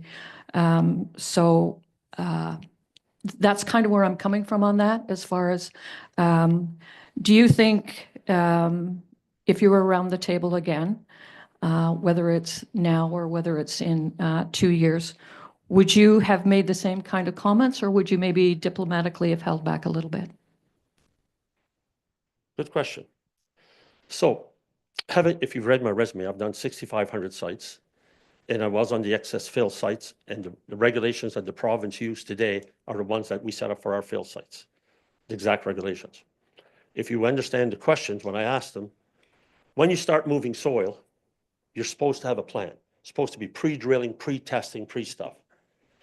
They moved close to 8,000 cubic meters of soil without one sample, groundwater or soil. Then when I asked them to do a soil sample for excess soils, the samples they took 22 samples, they gave us 5, and the 5 of them failed. Where the other samples were, I don't know, but they produced some samples. They failed for the table that they had. They were above table 2 industrial. They took them to a swamp plant and put them in a swamp in Quinte West. Some of them they took to a place and they took them to other places. So what it was, I asked them in the question is, did you do certain testing? He says, no, I didn't. Why didn't you? He says, I can't answer that. So if you've already taken the worst of the soil out, and you still got soil coming, you still got to do sampling, and all the sampling they did for another month and a half, after a month and a half, they got to an acceptable sample that they could sell. It either had to go to a soil treatment facility, or it had to go to a landfill. The other thing they did, because the soil was wet, they put it on the property and they allowed it to dewater, which means it leached into the ground where they were going to build homes. So that's why I asked those questions. And that's why the consultant, the questions only went to 4 questions. And then he didn't want any questions. He agreed with me that what he had done was wrong. And then the town lawyers got involved, and you know what happened after that. That wasn't closed. I won't mention it. Can I just make a statement for that? And I'm the- sorry if it offended you that I was a bit, but I was trying to protect the town and the residents and Right. the town from being sued I want- and myself. Right, and I want to say you weren't offending me, and I certainly do appreciate the expertise that you have, because I've asked you lots of questions over the years that we were together on council, and I learned a lot. It was just the conversation of the few minutes in a public meeting that, had I had the expertise that you had and was maybe speaking to this particular consultant, I might have used a little bit different language. That's all. Thank you. I appreciate that. And the other thing is, while I was sitting there, I had 20 of his reports that he had done on other sites, similar sites, and everything was done correctly. My question was, why didn't you do it correctly in the town of Brighton? Why didn't you do it here? But I was also protecting all the councillors from being sued. Because I was sitting at the table with the most insurance, because of all the environmental, I have to keep it till I'm 75. I have to be insured for $30 million, which I still am for my opinion and what I say. Thank you. Thank you. Thank you both. Anyone else? I'll ask my strat plan question, Doug. Mr. LeBlanc, apologies. If there was one thing in our strat plan that you could add or change, what might that be? Well, not necessarily add, but while I was on council, I was working towards getting a grant for the bridge. And then I got derailed, which you won, which is perfectly. People made their choice. And then I went into a little bit of a hiding. I stopped. But there's the bridge at John Street to divert the traffic around. And so it goes into a new industrial park and build that industrial park. And a lot of the people can go that way. The second one would be to continue the road up Georgina all the way to, which we passed the motion for that, to bring it all the way to Telephone Road. So people could come from Telephone Road, come down Georgina and cut across Highway 2 or go across to County Road 64 and bypass the center of the town. Because in a storm, they're not stopping here to shop. They're going right straight through or taking out our streetlights. Secondly is for flooding. If it does happen again, if they do start closing the gates, the strategic plan for flooding and find the areas and where they are. One of them that was on our strategic plan was the lift station, which we worked on and we got fixed. And we got the enforced main put in. The second one is the wastewater treatment plant. If you're looking at what you're looking to borrow, I don't know if it's $41 or $51 million. The people, the ratepayers that use that service, they're the ones that are going to pay for it. And also the developers are going to build 1,600 homes, so they're going to make profit. But the residents are going to pay for that profit because you have your sewer and your storm sewers that they got to pay for in the upgrades, and they pay for them. So you got to look, what is the need? What do we have to solve? Do we have to solve an ammonia problem? Or do we have a full mechanical plant and the cost of operating that plant on the taxpayer to build homes? The strategic plan has to look at that, but the decision's been made, so I would follow that decision, right? You're looking at a $51 million problem thing to solve versus a $6 million problem to 46, because it's ammonia, because everything else went perfectly in compliance with. We're way above most other municipalities on BOD, COD, TOC, NOx, and everything. So we're in the 90th percentile. We're only failing in one aspect. So when you look at the strategic plan, my advice is, do you want the residents to pay all these taxes, or do you just want to fix the problem? You can still build by fixing the ammonia problem. I do believe was to bring a population of 25,000, industrial park with food grade could come in, and that means you could build another 5,000 to 6,000 homes in the municipality of Brighton by fixing that one problem. Because it comes to, if you remember the PhD we had a debate with, had to do with the mixed liquor volatile suspended solids, because the aeration pond has 32 to 34 hours of retention time. A mechanical plant only have 68 hours. So when you look at it, what you can treat with BOD and your sludge and your solids, like everybody, if they could have 32 hours to 34 hours of retention time, would be beautiful. to do that and stop the solids from going into the lagoon. That was part of the study I'd done for a town when they retained me in 1994, 1995. So, but that study, somehow they can't find it. But anyway, I got paid for it and I did it. I hope that answers your question, sir. Your Honor. I scrolled down some notes. Any other questions? But the thing is, I was always here in the municipality to be asked for assistance. I was always given my time, and I always gave it my time freely to anything to do for this municipality because I love it. And I love the residents that I go meet with and have talk with, and I talk with them all the time. And one of the reasons I put my name is one, my wife asked me, and the other one, the residents from rural to there that asked me to come and put in my name to see if it would happen. I said, I will try. That's all I can do is try. And with all the candidates that are here and the ones to go after me, you guys are going to have a hard choice because there's a lot of very good candidates here. And they're very well spoken. Thank you, Mr. LeBlanc. Thank you. Any other questions from members of council? Again, thank you for putting your name forward, Mr. LeBlanc, and for joining us this morning. The next candidate is Hannah MacAusland. And Hannah, do you prefer Ms. MacAusland? Yes, there you are. Ms. MacAusland, you have the floor. Thank you. Thank you, everyone who has gone before me. I have quite the seat to fill, I guess, after going after two high, well-known people, I guess, to say. Good morning, Mr. Mayor, if it's still the morning. Good afternoon, members of council and public. My name is Hannah MacAusland. I'm honored to stand here before you today as a candidate who is eager to serve our community with dedication and compassion. I come to you as a blank slate, open to learning, growing, and working collectively with each of you. My goal is to bring fresh perspective, rooted in empathy, and a deep understanding of the diverse challenges and opportunities that our community faces. I pride myself on being a people person, someone who thrives on building genuine connections and fostering an inclusive environment where every voice is heard. Whether you live in a rural setting or an urban one, I understand the unique living challenges each scenario presents. Having experienced both lifestyles, I can appreciate the tranquility of rural life, as well as the vibrancy and complexity of urban living. My commitment is to bridge the gap between these two worlds, ensuring that our policies and initiatives reflect the needs of all of our residents. As a parent, I understand the joys and hurdles that young families face. Raising children in today's world is both rewarding and demanding.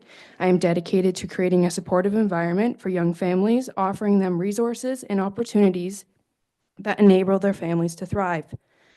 Whether it's enhancing educational programs, improving access to childcare, or providing safe recreational spaces for families to get involved so they can support our local associations and not have to travel, or maybe even see some more development in the industrial park so we could provide employment for Brightonians. They don't have to find work to raise their families and leave the community. Together, we can continue to make Brighton a nurturing place for families to grow. Speaking of growth, I want to acknowledge the younger daffodil in our community. By this, I mean the youth and young adults who represent the future of Brighton, people like me.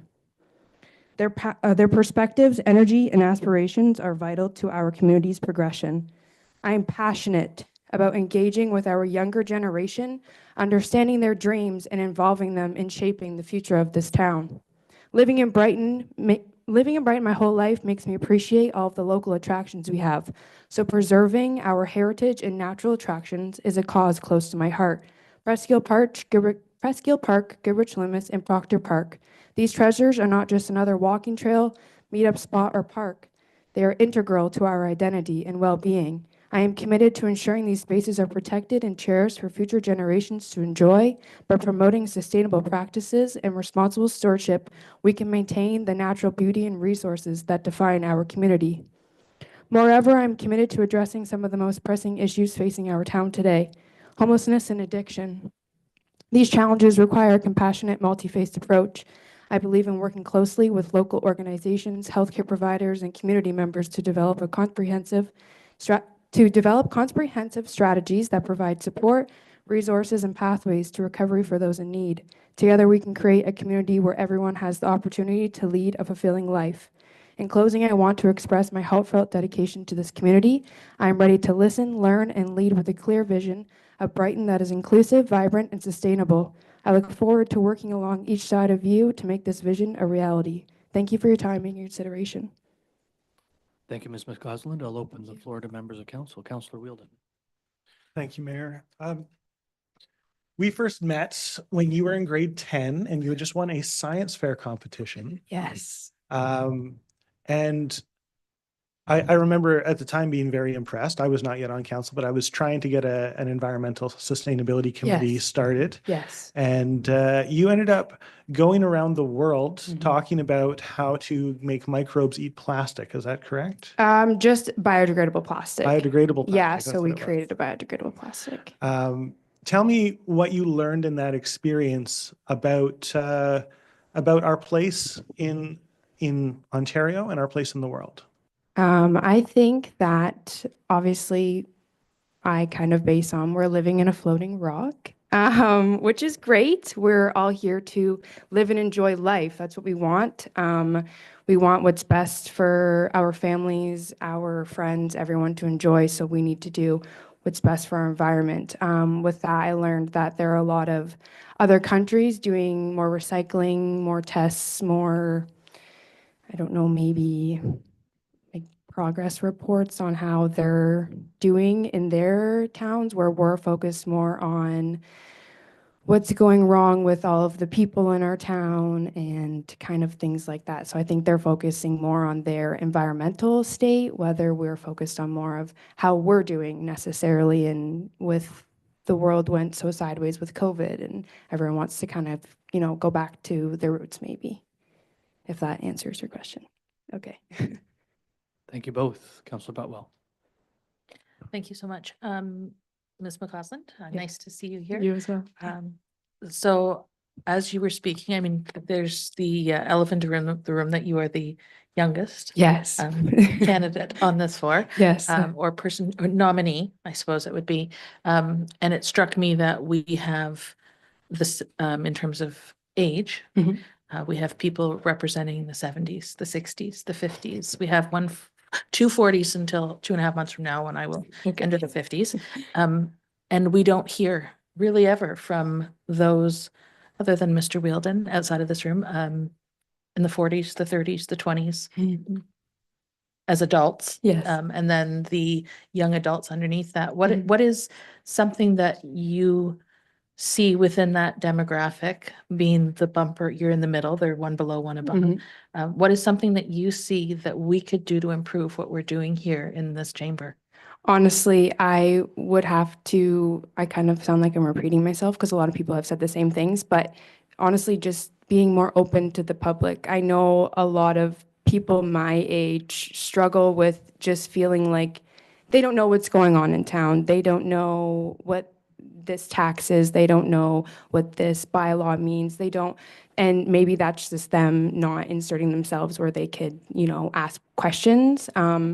So it could just be a confidence thing there. It could be just us being more open, maybe asking more questions, maybe I know these things are very open, but not necessarily, a lot of people don't understand how open they are.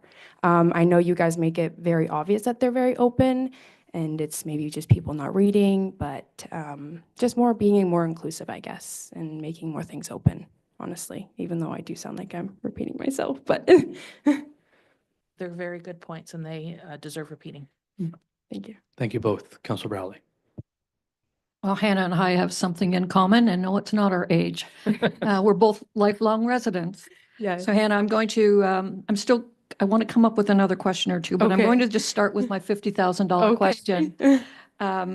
If you were given $50,000, how would you use that to best improve something in our community? So this is one that I've been sitting with, as you have said. Come on, guys, let's get ready for this question. Being a young mom, I'm going to say I would probably, not that we lack a lot of, associations in town. We have the Brighton Minor Hockey Association, the Soccer Association. We have a lot of good extracurricular associations in town. But maybe possibly looking at bringing a bigger YMCA to town with a swimming pool or more basketball courts or something that's indoors where we don't have to travel to, say, Trenton, Belleville, Picton, wherever the case may be that some families do go to. We can keep that in town and maybe create more money for the town of Brighton and not have to kind of travel outside of that town. So I think that's what I would do with the $50,000 is maybe, build a recreational center for everyone to enjoy, not just the younger families, but, everyone in this town, because everyone can benefit from everything. You're welcome. Thank you. You can figure out how to build a YMCA for I know. 50 grand. I know. I know. Well, that's just. But it would help us get there with design. I understand. Yes, of course. Members of council, anything else? Go ahead, Councilor Rowley. Thank you. Yeah, so I'll ask Hannah, Yes. Ms. MacAusland, you are a young mom I am, yes. and you work. I do. And some of us have been young moms. We've been young parents. Yes. So we know it's tough Yes. to juggle Um, childcare and For work sure. jobs and mhm. and as I said earlier, I think what I underestimated most my first term was the fact that how much time it took away from some things that are very important to us other Yeah. than just our community. Or how do you feel about that? Do you think you can kind of juggle all of that? I'm just going to start off by saying I have a very large support base in Brighton, as many of you know. My family is kind of in the surrounding area, which is I'm very, very fortunate for. So I have a very large support base. A lot of people do enjoy the company of my daughter. So it's more or less people asking, when can we see her next? When can we hang out with her? So being as though I have a great support system with family and even at work, my work is very flexible. I do work at the beer store, so I'm a friendly face there. I have a very, very, very great support system, so I don't think it would be a problem at all. Yeah, no, thank you. Thank you both. Anyone else? Ms. MacAusland, I'm going to ask you go ahead. You go ahead. Thank you very much, Mr. Chair. Ms. MacAusland, 2026. I'm going to say pending. I am all about positivity. I want to see the best for Brighton, the best for my future, the best for my daughter's future, everybody that is going to be here. If I can continue to still make a positive impact on the things, if I do get chosen that I am doing on council, then 100% for sure. If, life, happens and things come in the way, then I guess we'll cross that bridge when we get there. Thank you. Thank you. Thank you, Councilor Wright. Good morning. Good morning. Great to see you here. I'm so Thank you. impressed to see you here. It's quite something. It's brave for anybody to come up, but sometimes I think it can be almost a little extra brave when you're young. So congratulations. That's Thank you. amazing. Being a lifelong resident Yes. and as young as you are, what do you think are some of the biggest changes you've seen Brighton go through in the time that you've been on this Mhm. earth? And what is something that you would like to see Brighton do? Mhm. What other change would you like to see happen that would be Again, great yeah, for okay. Brighton? I don't know if, and maybe this is kind of something weird to bring up, but COVID-19 played a big factor in everyone's, gatherings and social events and all that stuff. Growing up in Brighton, I remember Applefest being like the best thing. We did farmers markets every Sunday. I grew up on a farm. We helped out at farmers markets every Sunday. We had a table there, stand there. We had a lot of community events going on, a lot that brought faces, families together, friends within the community. You'd see your neighbor, hey, like it was just a very family orientated community, I would say. And I think COVID kind of drew that away or maybe put a little bit of a wedge in that. But I think that it's not as big of a thing anymore, but we're still not as connected as we were before. So maybe if we could just kind of come more connected again and be more of a family community, that would be lovely to see. Thank you both. So now my strategic plan Okay, question. What would yes. you add or change in the current strategic plan? I'm going to be completely honest here. I have not gone over the strategy plan, so I would have to definitely sit down, read it, think of everything that is on that plan and have discussions, learn more, and go from there, I guess. Well, thank you. Anyone else? Last chance. Ms. MacAusland, thank you for Thank joining us you. today, and Thank you thank very you for much. putting your name forward. And last but certainly never least, Mary McEwan. Mary, do you prefer Ms., Mrs.? How do you go? Ms. will do. Ms. is fine. There it is. Ms. McEwan, you have the floor. Thank you. Ladies and gentlemen, esteemed members of council and valued residents of our municipality. I'm Mary McEwan, obviously, and some of you know me and others may have heard of me. Hopefully, all good. I'm a passionate advocate of our community and a committed servant to the people. I'm honored to have the opportunity to share my vision with our municipality and why I believe I might be the right person for this role. I've gone from the youngest to the eldest. Throughout my life, I've always been drawn to the art of listening and the power of empathy. Every individual deserves to be heard, understood, and empowered to navigate challenges. As a councillor, my goal is to create a safe and nurturing environment where everyone in the municipality of Brighton can feel free to express themselves to me without judgment, and I can tell you a lot of them do. I've been deeply rooted in our community, and I've witnessed both the challenges we face and the incredible potential we possess. Whether it's enhancing our local infrastructure, supporting small business, revitalizing our main street to a point, or ensuring that every voice is heard in our decision-making process. I'm dedicated to fostering a vibrant and inclusive environment for all residents. I'm sure you've all done your due diligence and read the bios and the applications and anything else everybody threw into the file. So I can only repeat and emphasize how my experience and my business background in finance, land development, construction have equipped me with the knowledge needed to understand the complexities of infrastructure and land development. My background has equipped me with the skills necessary to navigate complex issues, collaborate with diverse groups, and work as a team to implement effective solutions. Moreover, I'm passionate about promoting awareness of the arts in our community. As councillor, I would actively engage with community resources and collaborate with organizations to help bridge any gaps in these services, plus ensuring that the growth of the future of our municipality encompasses arts and education in all forms.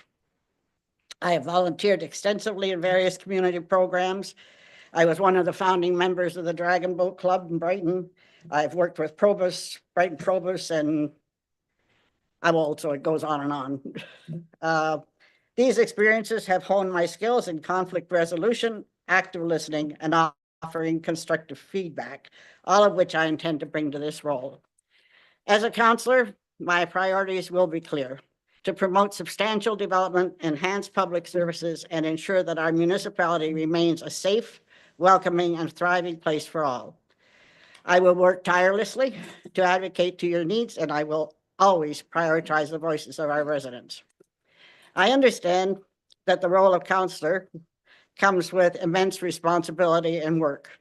And every day I would have the privilege of working with individuals who are as dedicated to the future of Brighton as I am.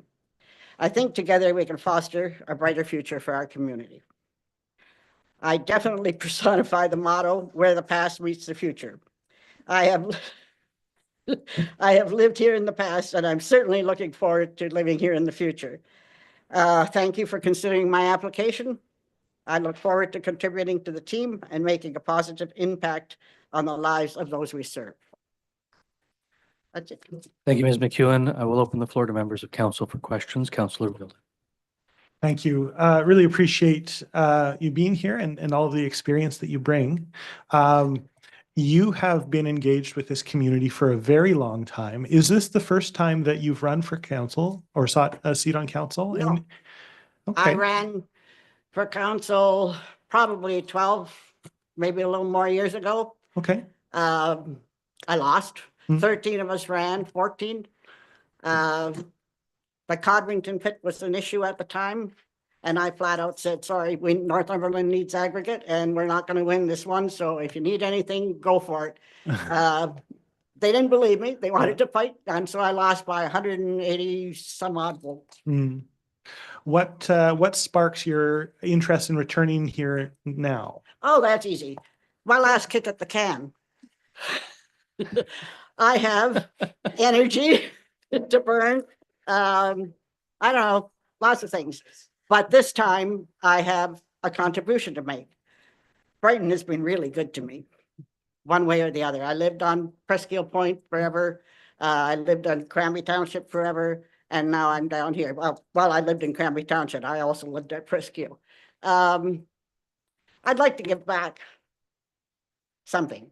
And as I say, in order to do that, this is my last kick at the can. So I've got a lot of knowledge. I've got a lot of experience. I reckon it to akin to, you know, everybody says that every teenager should maybe have a grandmother of sorts that they can listen to and have to spend time with.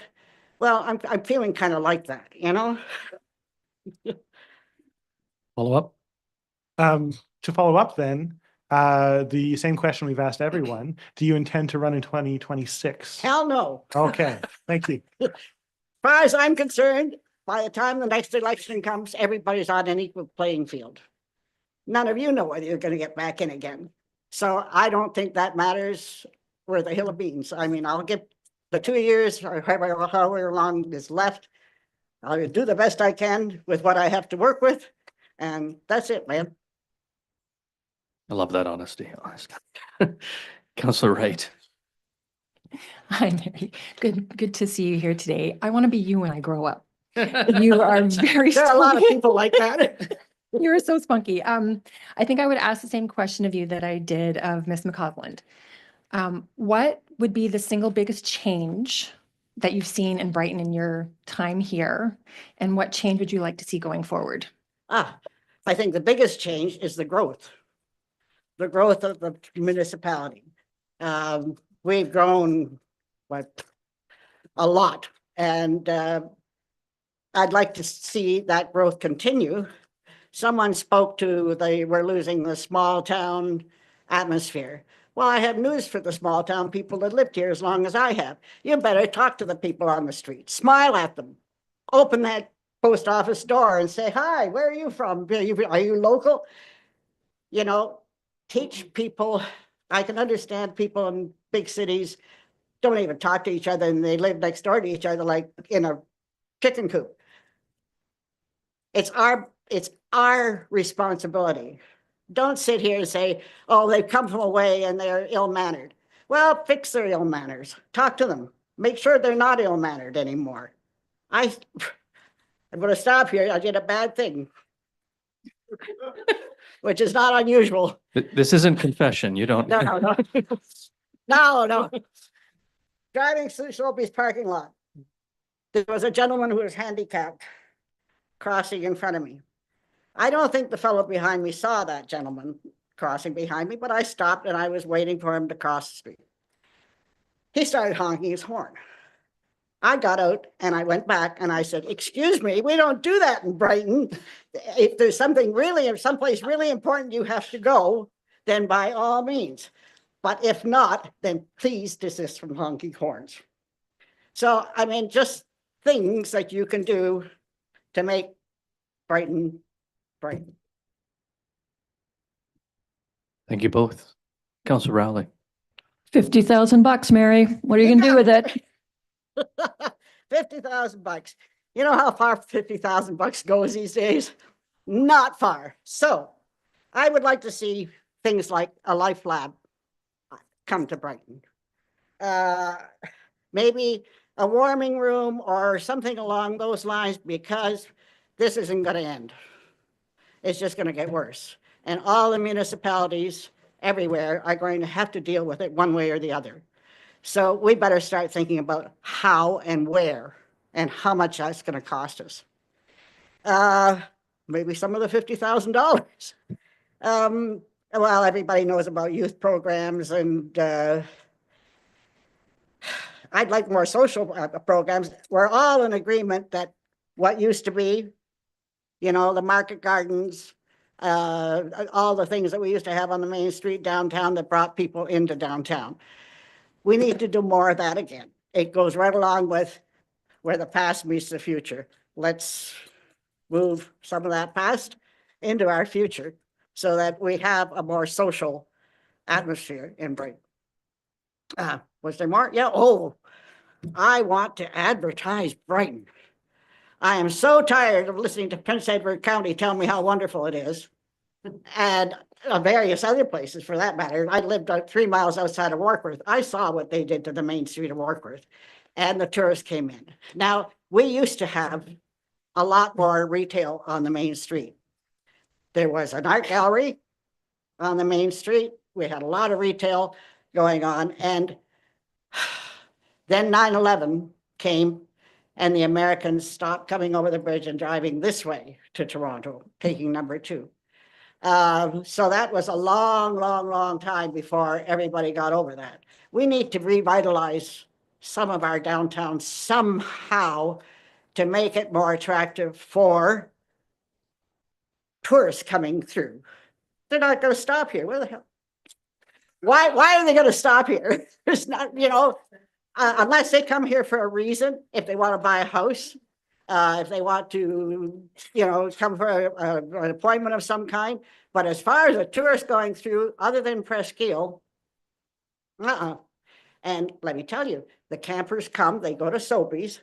I'm a camper. I know what they do. They go to Soapy's, they pick up their food, and they go to Presqu'île. If it's raining, they might come into town. So we need to put more emphasis on what's going on downtown, in our town, how to advertise it, how to bring tourists in. That's part of my 50,000. Did I go on too long? No, but I think you spent all 50. I find that really, really easy. Any other questions for members of council? Councilor Butwell. Thank you, Mr. Mayor. Councillor Wheeldon stole my question, my one question about whether you would be running. That's quite all right. I believe I saw you the other day at Lola's and just now realized who you were. Was I doing something bad?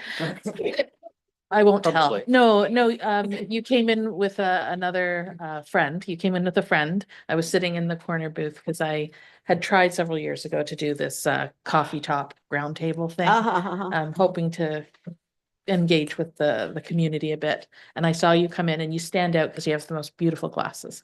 But oh no, there it goes. Oh, and Oh, she's you not just old. dazzle me. A lot of what you say actually really resonates with me, and I appreciate your frankness because I think sometimes around this floor we hold our tongues perhaps a little too tightly. We don't need to say the HE double hockey stick word, but I would outside of this chamber. So I appreciate that you're just telling it like it is. And I can see an incredible amount of value in your experiences here. Being one of those folks from outside of the community who came here after things started to change, perhaps. And I think that we as a community would really benefit from understanding how you would see things changing over time. So, so would I be correct in asking is it a communication piece that you see as something really important as we move forward, or is there a particular issue that we're grappling with or we have? So for the next 2 years, what's one, I guess you did answer it, I suppose, in some. You know what? We've done a lot of good things in the past, or we wouldn't have the growth and the wonderful attitude of people actually wanting to come here and make a living and, you know, settle here. Some raise their children here. People from the base have houses here. Certainly an influx from almost every major city in the world. Well, in Canada anyway, coming here. So you just keep on keeping on. I mean, you deal with each thing as it comes up. I have always decided, I sit back, I listen to the arguments, and I then decide what I think about it. So I decide on merit. I don't decide on anybody's influence or anything else. And a lot of you on this council know I am outspoken if I have to be. Even when you don't. I'm looking at you, Brian. All right, anybody else? I'm going to ask my strategic planning question, if that's okay. All right. If there was one thing you could change or add to our strat plan, what might that be? Get more money. Besides I think we have to look at the plan often and stay informed with all of the all the provincial and federal funding financial aids that apply to our needs. We have to stay abreast of that and go in there and be first, get the money. It doesn't matter what the hell we're doing, we have to get the money. I think, as everybody has said, our industrial area has a little bit to be desired. So we need to try to figure out a way, whether it's tax incentives, there has to be some way to bring more industry into Brighton. Like, we're close to the 401, we're 5 clicks off the 401. I mean, Colburn had this problem for ages, and they're digging themselves out of it with industry. And they have higher taxes than we do. So how come? So let's figure out how to bring industry in here. We need, the other thing I think we need to worry about, everybody's talked about the pool, so I'm not, because that's one of, they talked to me about the weather. They talked to me about COVID. They talked to me about a pool. Well, okay, everybody's heard about the pool.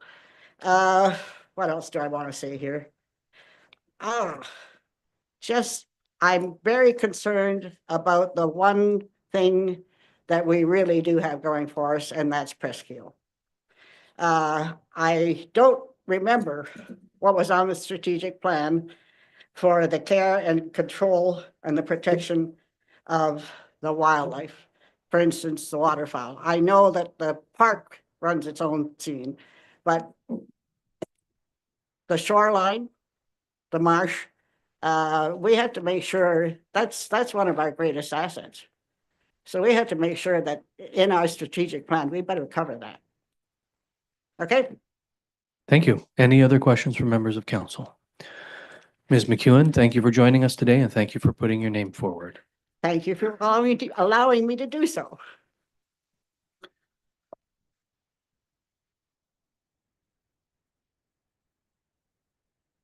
Okay, so it is 11:43. I'm going to recommend we recess until 1 o'clock. We can have our lunch. Lunch is here. It's provided for, how many can we accommodate? Members of council? Okay, so it's here. It's available for members of council. We hope to have you all back at 1 o'clock. So we'll see you then. We are recessed till 1 p.m.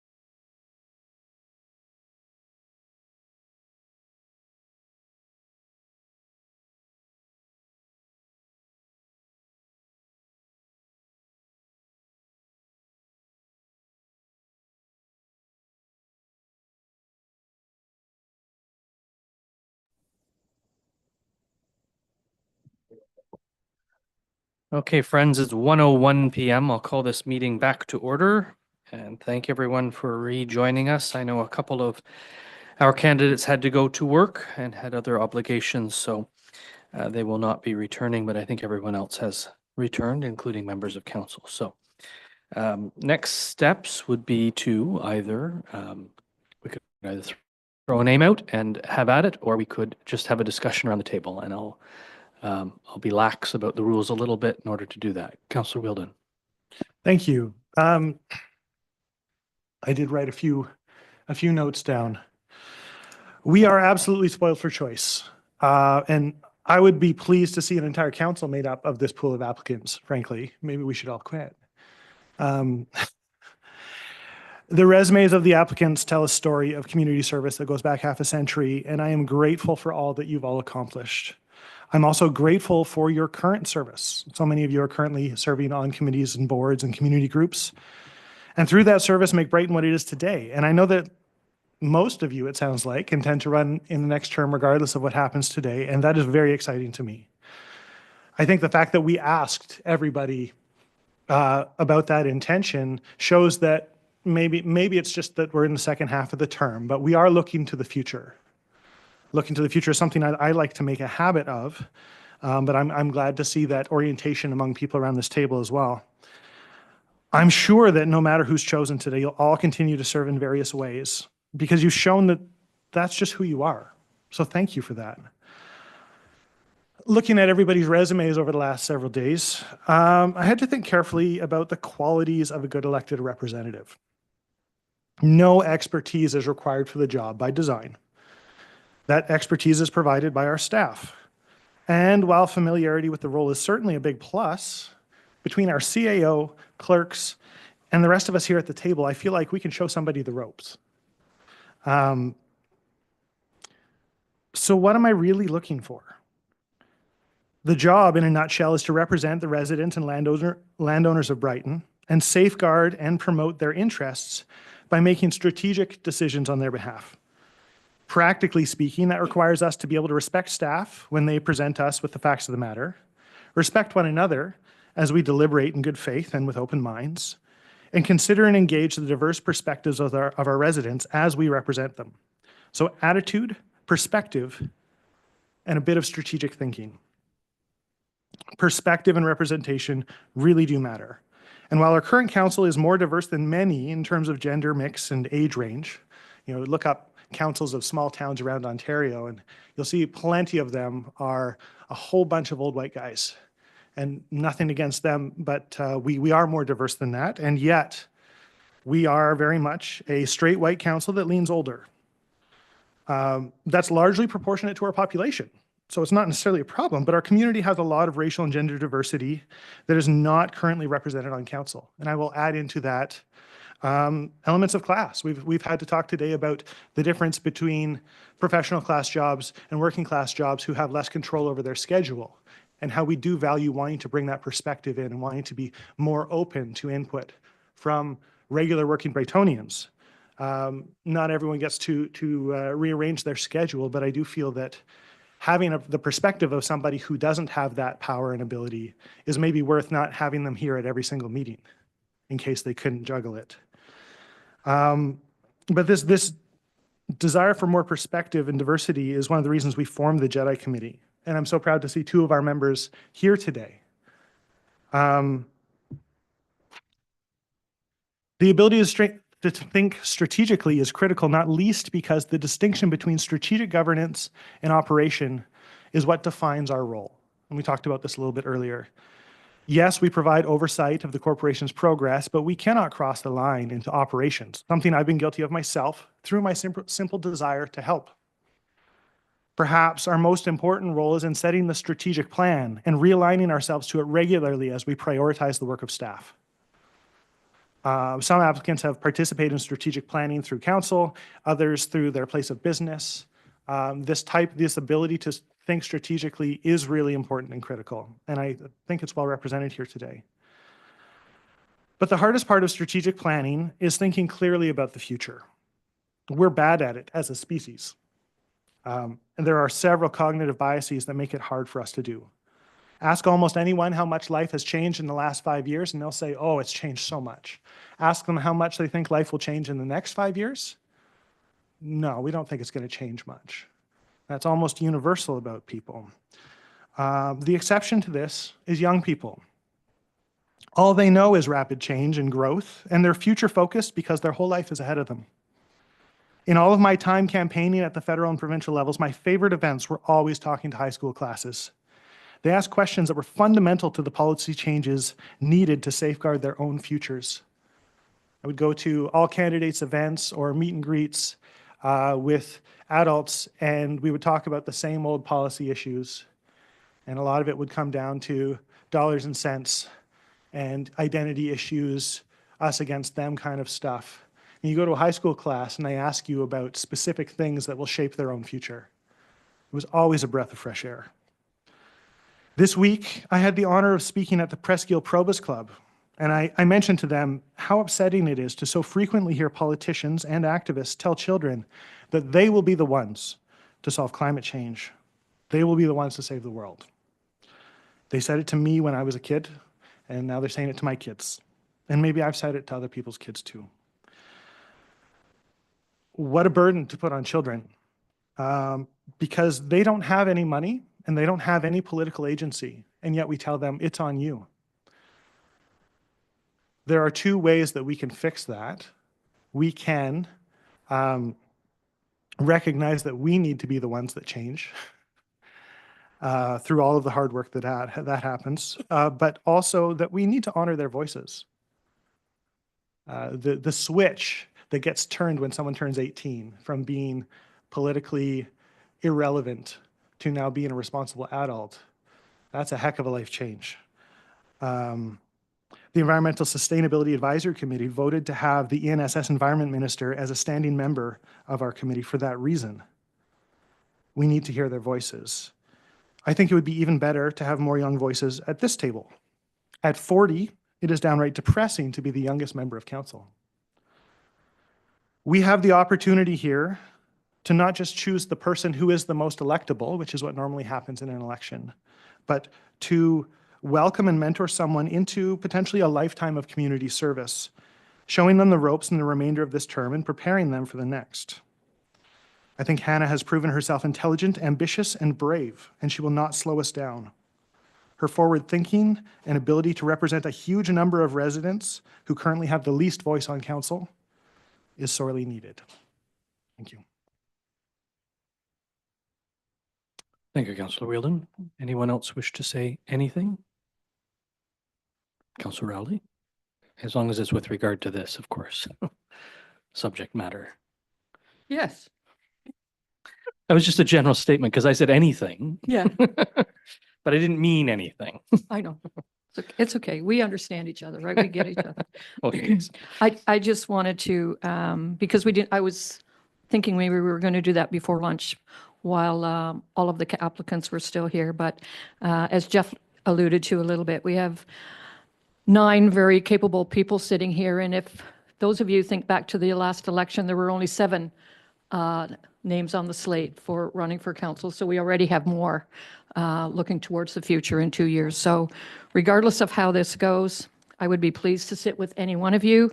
And once again, commend you all for taking the time to do for your community what most of us are also trying to do our very best with. Thank you for that. Anyone else? At the end of the day, we will be setting 8 of you free. You're welcome. And one of you, well, God have mercy on your soul as you join Brighton Council. Thank you for coming and allowing us to grill you. I know standing in front of a podium being interviewed by the 6 of us is not a fun morning, but I think it's important as we try to disseminate who will fill this seat, a seat that has been left vacant, as I have said many times before, by someone who we all very much came to count on. And some of you spoke quite eloquently that we will never be able to replace Byron, and that is absolutely true. But we do need to have someone in that seat who can pick up the council ball, so to speak, and help us roll with it together over the course of the next year and a half or so as we enter into before we enter into what our staff sometimes refer to as silly season, but I think we can call election season. Not a difficult choice, ladies and gentlemen. Thank you for that. We have some exceptional people who have come forward, and not to repeat what has already been said, but people who are already engaged in our community from a committee of council level or a board or external agency level. People who are engaged in other aspects of the community with the Arts Council, with Probus. Experts who have brought us their expertise through contracts and through assistance, and for that, former Councillor Leblanc, I will thank you, because you have helped our municipality out in droves from time to time. So not an easy decision, but at the end of the day, it is our decision to make. Elections are always probably the preferred way to go. I don't think anyone around this table wanted to put Brighton through 3 elections in 1 year, and we are likely looking at 2, 1 provincial and 1 federal.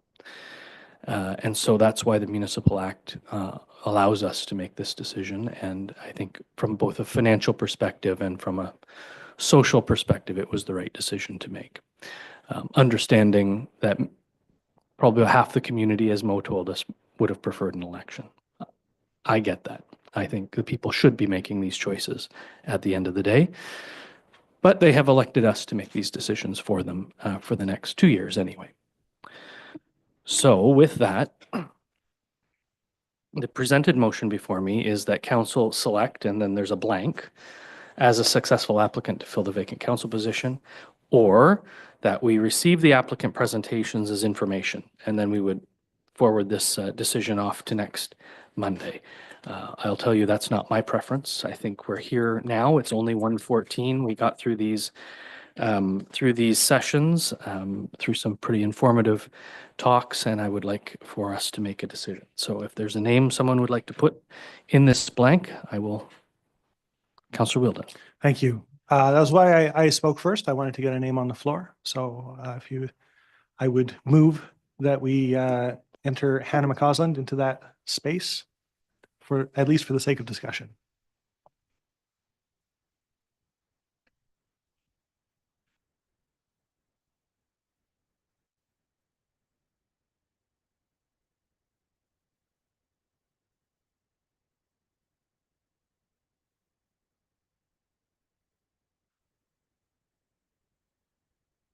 It's moved by Councillor Wheeldon. Is there a seconder?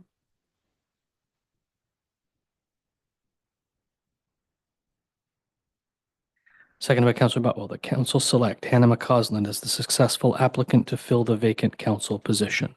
Is there any discussion? Councillor Butwell. Thank you, and through you, Mr. Mayor. I guess my colleague across the floor has said everything that he would say on this matter. I am keenly aware as well how slanted we are to certain generations, and how this community is changing. I see it every single day with the people who are either trying to move into this community or trying to stay in this community. I think that we would be well served by having somebody who is representative of a growing demographic here. That's what I have to say. Thank you. Anyone else? I guess my only comment would be, I think Hannah's certainly capable of taking on the role. I worry that with only 2 years left in the term, and we all know it takes a good year to get up to speed, that we would already be well into the last year of our term before this particular person would be up to speed. That would be my only concern, and something I would probably say about a number of the candidates. Councillor Wheeldon. Thank you, Mayor. I've been thinking about that quite a bit, and I think that often when we elect somebody, we are electing a person who will stand alone. An MP or an MPP represents an entire region, and they are our only representative for 120,000 people. It is, I think, more important in that type of position to have somebody who is experienced and knows the role. In this case, we still have 6 people around this table who are experienced, who know what we're doing, and not to discount the value of having another person in that chair, but I think we could make do, even without someone in that role, if it wasn't required of us. I feel so confident in this team, and I'm grateful for you all and the cohesiveness that we've managed to maintain over the last few years. And so if we were in a position where we were, looking down the barrel of a proverbial gun, and we needed somebody who's trained to handle that situation, that would be one thing. But I do think we're in a position of strength at the moment, so we can invest this decision and whatever energy and effort it takes from us and our staff to train up somebody who could be maybe a new source of strength in our community. We have such a broad pool of wonderful people who want to serve, and that's great. I wish that I could bring you all on for a year, those who don't already have the experience, so that we can have more continuity. But I'm not concerned that we're suddenly going to rock the boat right over if we have a new applicant among us. Councillor Botwell. Thank you again, and through you, Mr. Mayor. If we think back to 2022, we have a council of 7, and we had 4 new people, brand new people, who sat in an elected capacity for the very first time. So a majority of council were completely wet behind the ears still. We are talking about one individual person with 3 very seasoned, very intelligent, experienced people around this table. We'll have 3 remaining who are getting themselves up to speed. I think we're kind of there at this point. I think we're there. And it would be nice to see rotating through somebody else who could bring us a unique perspective that we have not heard before at this level. And it is entry level too. So it may be setting up somebody for a long-term career, and they would be able to gain the necessary experience. I mean, with assistance, I know all of you are fantastic around this table, and I know all of us would extend that assistance to no matter who came, but especially to somebody who is in this community, from this community, probably wants to stay in this community for a very long time. And it is also not a position such as that we're filling, thank goodness, such as the mayor's position, where we would need a seasoned leader of some capacity, nor the position of deputy mayor. We're electing a council person.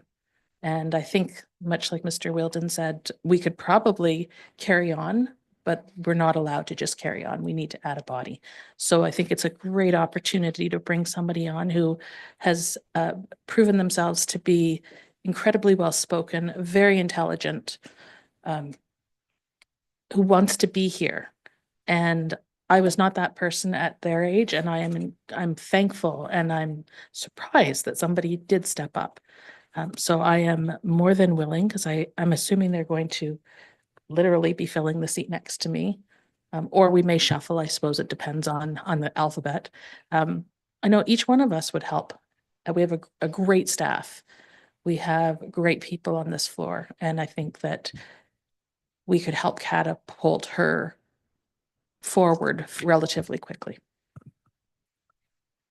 Thank you. I feel that I should have stopped you when you said I was very intelligent.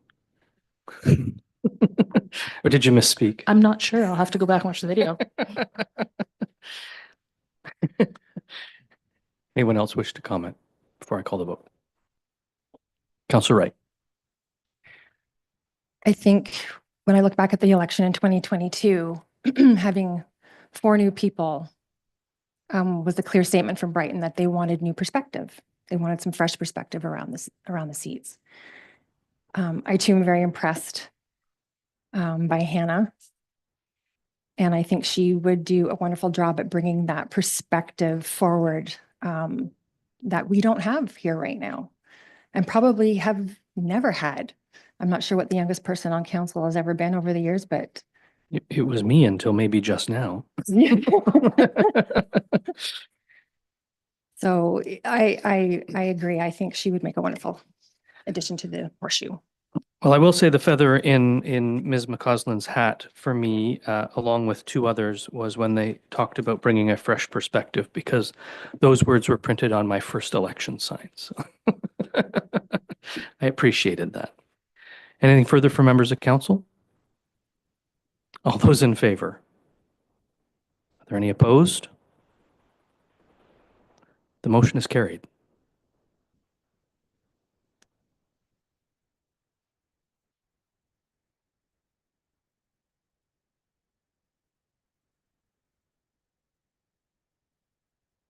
Before I read the confirmatory bylaw, does anyone want any final statements?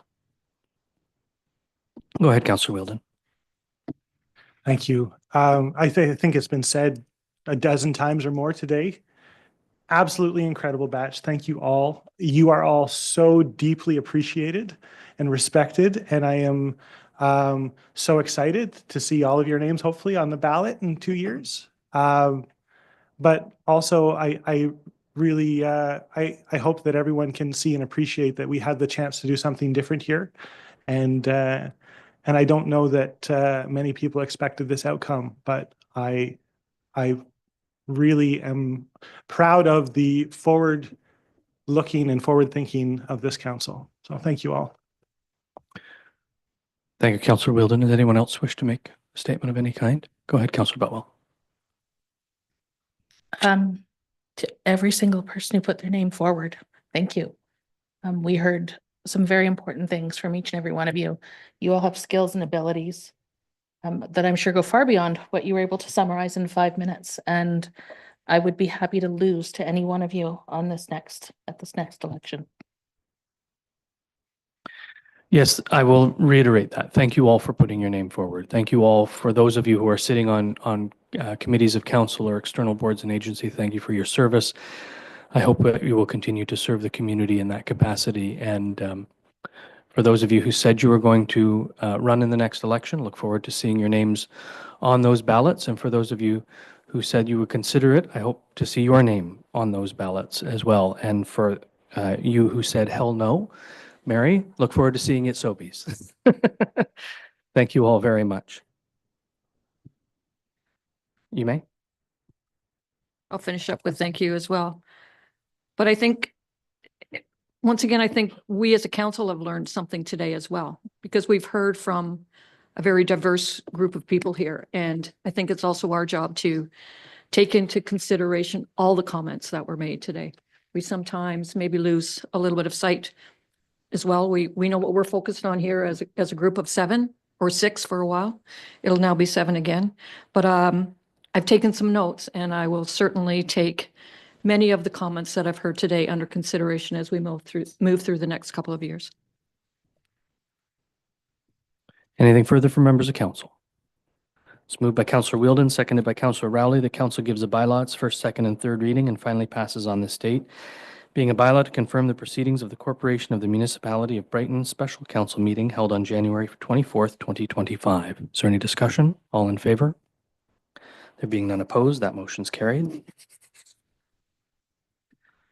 And a motion moved by Councillor Rowley, seconded by Councillor Wheeldon, that the January 24th, 2025 special council meeting adjourn at 1:24 p.m. Is there any discussion? All in favor? There being none opposed, that motion's carried. Thank you again to everyone. Thank you to members of council for helping make this difficult decision. Thank you to staff for bringing us here. And with that, have a good weekend.